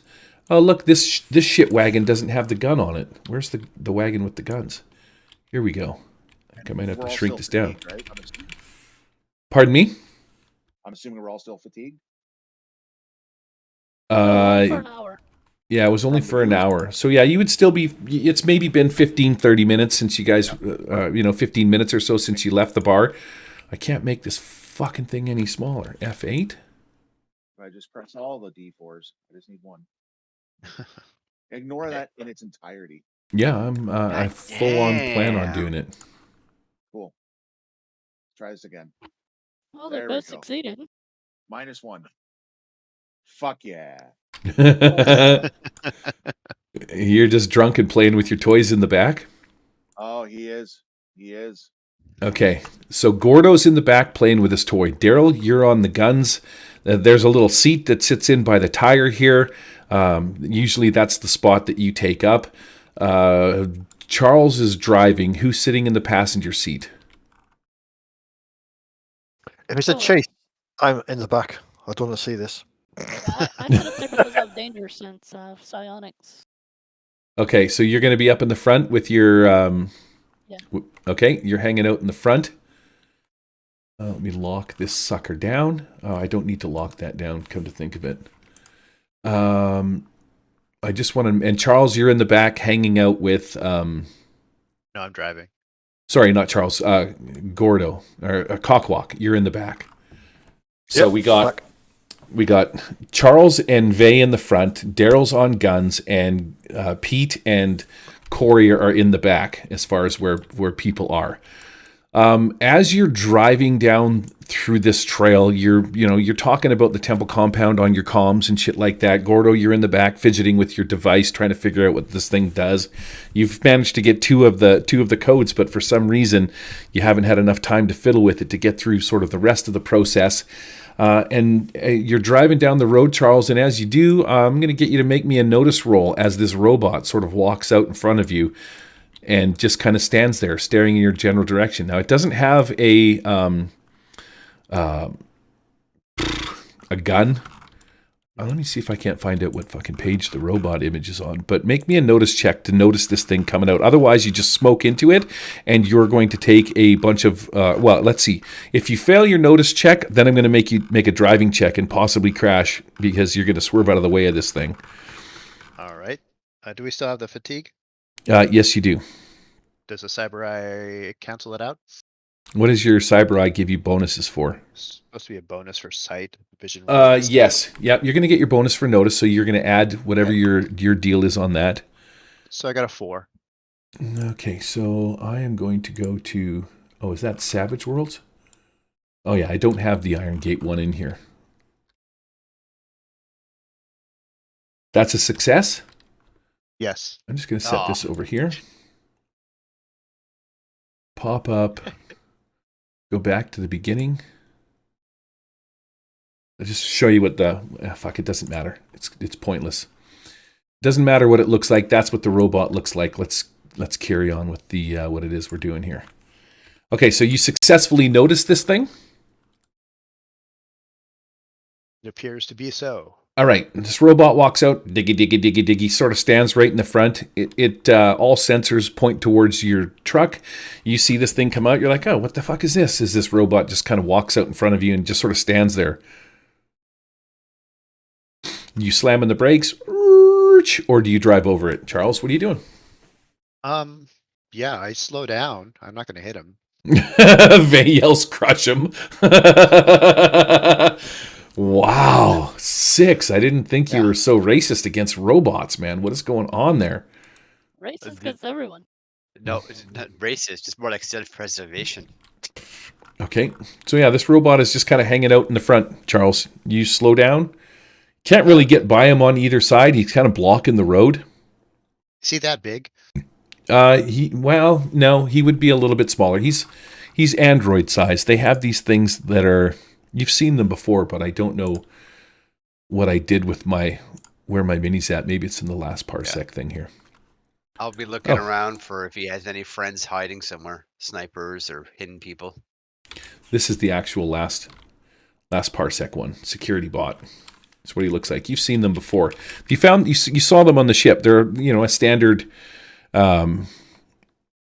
Standard sort of Android, right? When you guys were in the junkyards and shit like that, a couple of security bots came out. That's where you got your SMGs from because you disarmed them and shit like that. But it's your standard security bot. This thing, it's covered in dust and dirt and shit like that. Its sensors are probably not working properly, and it's just kind of wandered out in front of you and turned in your general direction. It's just sitting there doing nothing. You have heard rumors of a thing called bot madness, where robots that have been left out, for hundreds of years without maintenance and shit like that go a little bit loopy, and you're probably just going to you're assuming that that's what this thing is. You see anyone else, 6? I'm looking around as well. Yeah. I'm on a gun. I'm checking for ambushes or people hiding somewhere above, below. All right. I'm sensing danger. Okay, so is there a roll that you can make for that? I just get a +2 on my notice roll. All right, make your notice roll to notice that there isn't anybody around and you feel perfectly calm and at ease, or not. I'll do a notice roll as well. Just okay. You can everybody can roll notice. Oh, Gordon's looking. not paying attention. He ain't noticing. Looking for No, people. I got quite the he's in the back. modifiers. I got a 9. Okay, so yeah, the coast seems clear. There's just this robot that sort of walked out and deactivated itself in front of you. It's not saying anything. It's not doing anything. It's just kind of hanging out there, like sensors pointing in your general direction. But it doesn't seem aggressive, and you don't see anybody hiding up in the hills or doing anything. Just try to go around it. Okay, well, it is blocking the road, so I mean, you could hit it with your truck, possibly damage your truck, or drive over it, or. I could This try is and hack destroying it. my immersion. I see so many different ways to go. Yeah, well, yeah. If you want to take it, I mean, we could use a robot. I'll start walking up slowly towards it. Now I hit them both. There you go, Vay. Yeah, How's that? That's better. Is that better? There you go. Okay, so yeah, it kind of walks out around the side of the deal there, stands in the way. Little sensor thing is rotating in your direction. Oh, maybe I got some sensor noises that I can make.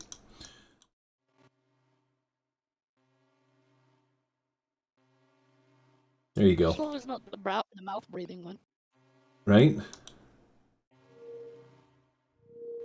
There's probe droid. I can't say droid. Probe droid noise scanner droid.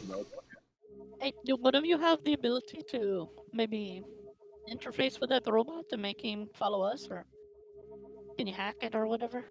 I'll try. I'm gonna head on over and use my hacking on my interface. I'm gonna slowly circle around them in a try and be as You non-aggressive gotta as get right possible. in there. The Wi-Fi's down. All right. I'll give you a boost. I'll give you a boost on it. Alrighty. I My won't say boost. none of that. And she'll head on over. You get a 1 die increase. Alrighty. Perfect. It's a D8 for me, I think. Let me see. Hacking. Yeah, that's right. Alrighty. So I don't see. I'll just circle around behind it, and I'll just give it a whirl. If it doesn't do anything, I'll try and see if I can get some programming or get it on our side or take control of it. Okay, so you walk out and approach the this robot, this Max Mineral Mining Colony, blah blah, sheriff's robot. So this is maybe a security bot or something like that. I'm going to say. It doesn't have any of its weapons out or any of that kind of stuff. As you approach, it sort of turns as you kind of try and get behind it. It doesn't really say anything. Maybe you hear some garbled noise coming from what its communicator box or something like that, a speaker. Maybe it's full of dust or something like that. But because you're well versed in repair, you can make a repair check to try and get this thing to communicate. Maybe sort of smack the dirt out of its speaker so that it can actually make a noise. So go ahead and roll your repair. I don't have repair. I have hacking. That's it. I was going to try and take it over, but I mean that would be something Arnie would have to do. He's a wheelman. He'll have to come out and do it. Okay, well, if you want to try and hack into it, you could, pop its casing off. You can hear it sort of gurgling and making sort of crunchy, noises and stuff like that as it's trying to say a thing. But yeah, you can pop the hatch off the back and plug yourself into it. We're at a -3, right? Just to do any, well, for me, it'd be unskilled if I tried repair just to clean its filter. How'd you get -3? Well, aren't we still tired? Fatigue? That's just a -1. Fatigue. That's at a -1. Yeah, but -3 because it's unskilled. I don't have repair. So I'm just trying to clean its vocal, whatever, filter.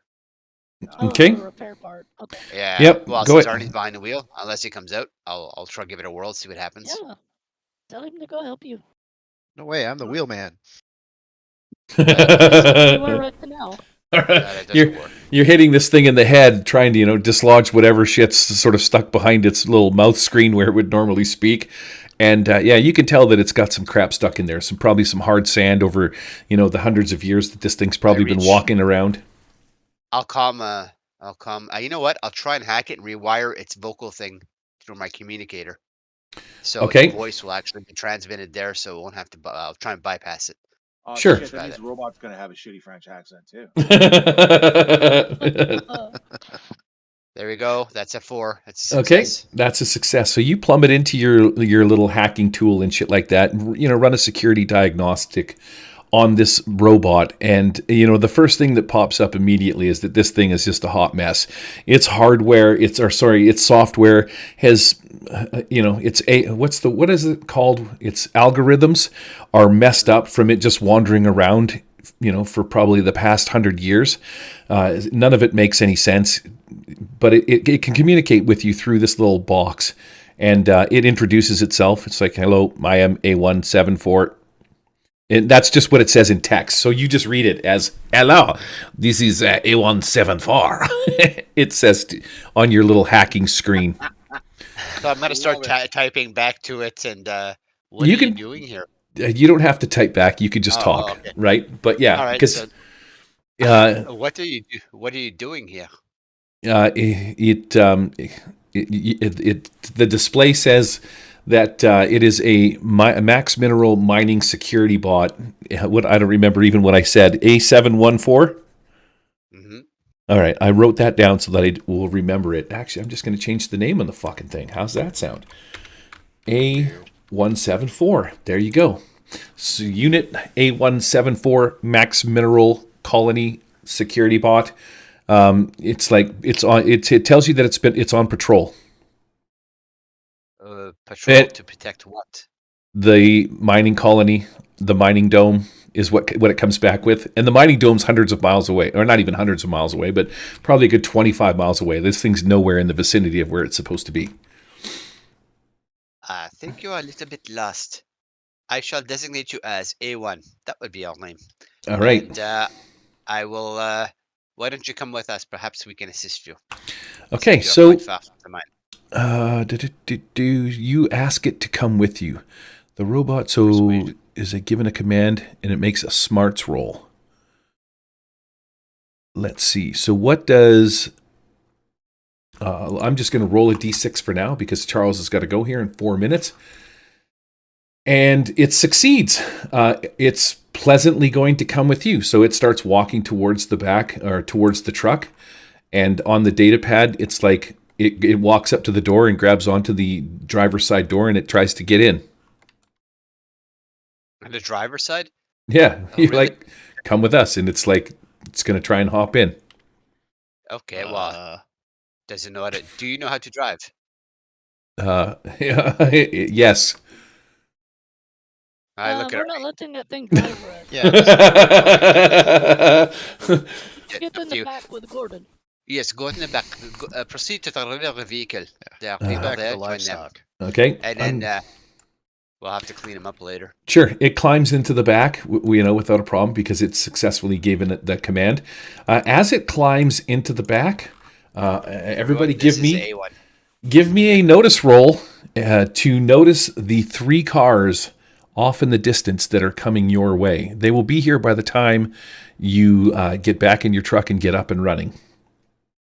I introduce him as A1 to everybody. Here we go. 6. I got the 10 after the. Okay. So yeah, as Actually, he's I got the 12 after everything. as he's climbing into the back, your danger sense kicks in. And you look in the side mirror and you can see a cloud of dust coming from, this little valley and shit. Pete, you're in the back as well. Gordo, he's playing with his thing, so he's not even really paying attention to what's going on. But from the back, Charles and Vey, you can see out of your mirror, and Pete, you can see in the distance there's these 3 cars coming up. They're kicking up an awful lot of dust. By the time you hop in the truck and get the robot loaded up, these guys are going to be on you by the time you get going. So we're going I to... succeeded as well. Yep, okay. So you would notice as well? Quack says, let's surrender.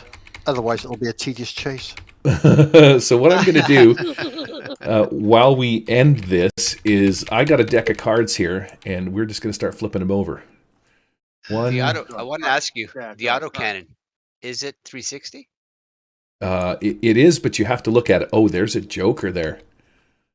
Nice. So 1, 2, 3, 4, 5, 6. We're going to lay out 10, 7, 8, 9, 10 to get out. Pete, do you remember that thing you have to do in 2 weeks, Pete? Yeah, I'm washing my hair that time. And if anybody knows me, I'm bold as a coot. 6, Oh, there you go. 7, 8. I knew he was going to do this. I think I know which way we're going.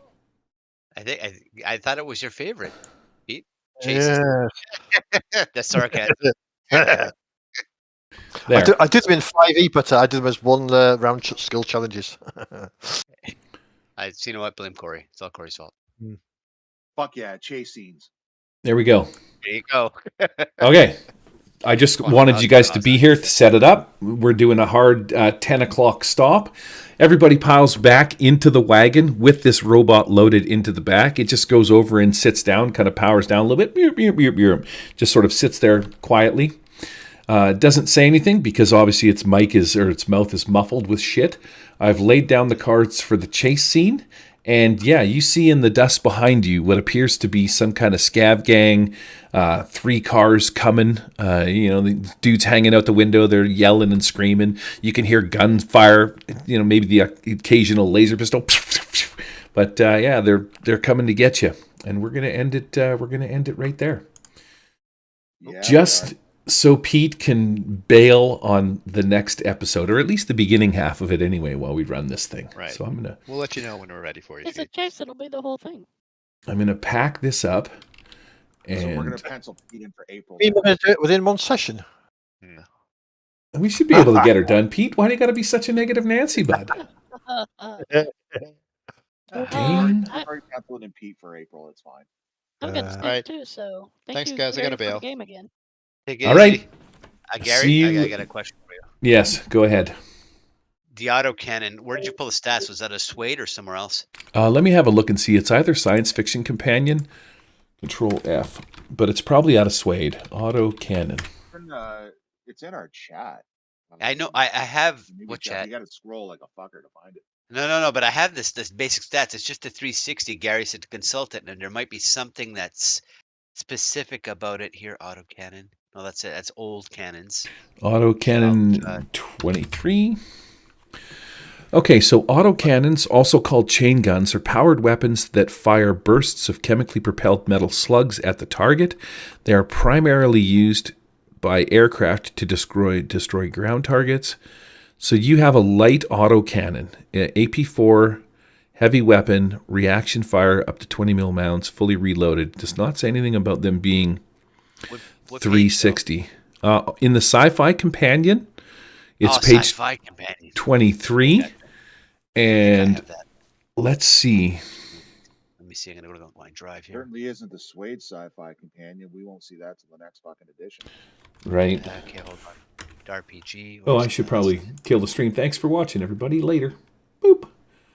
Let's go to Hobo outro. RPG show is not affiliated with or endorsed by any companies mentioned on the show.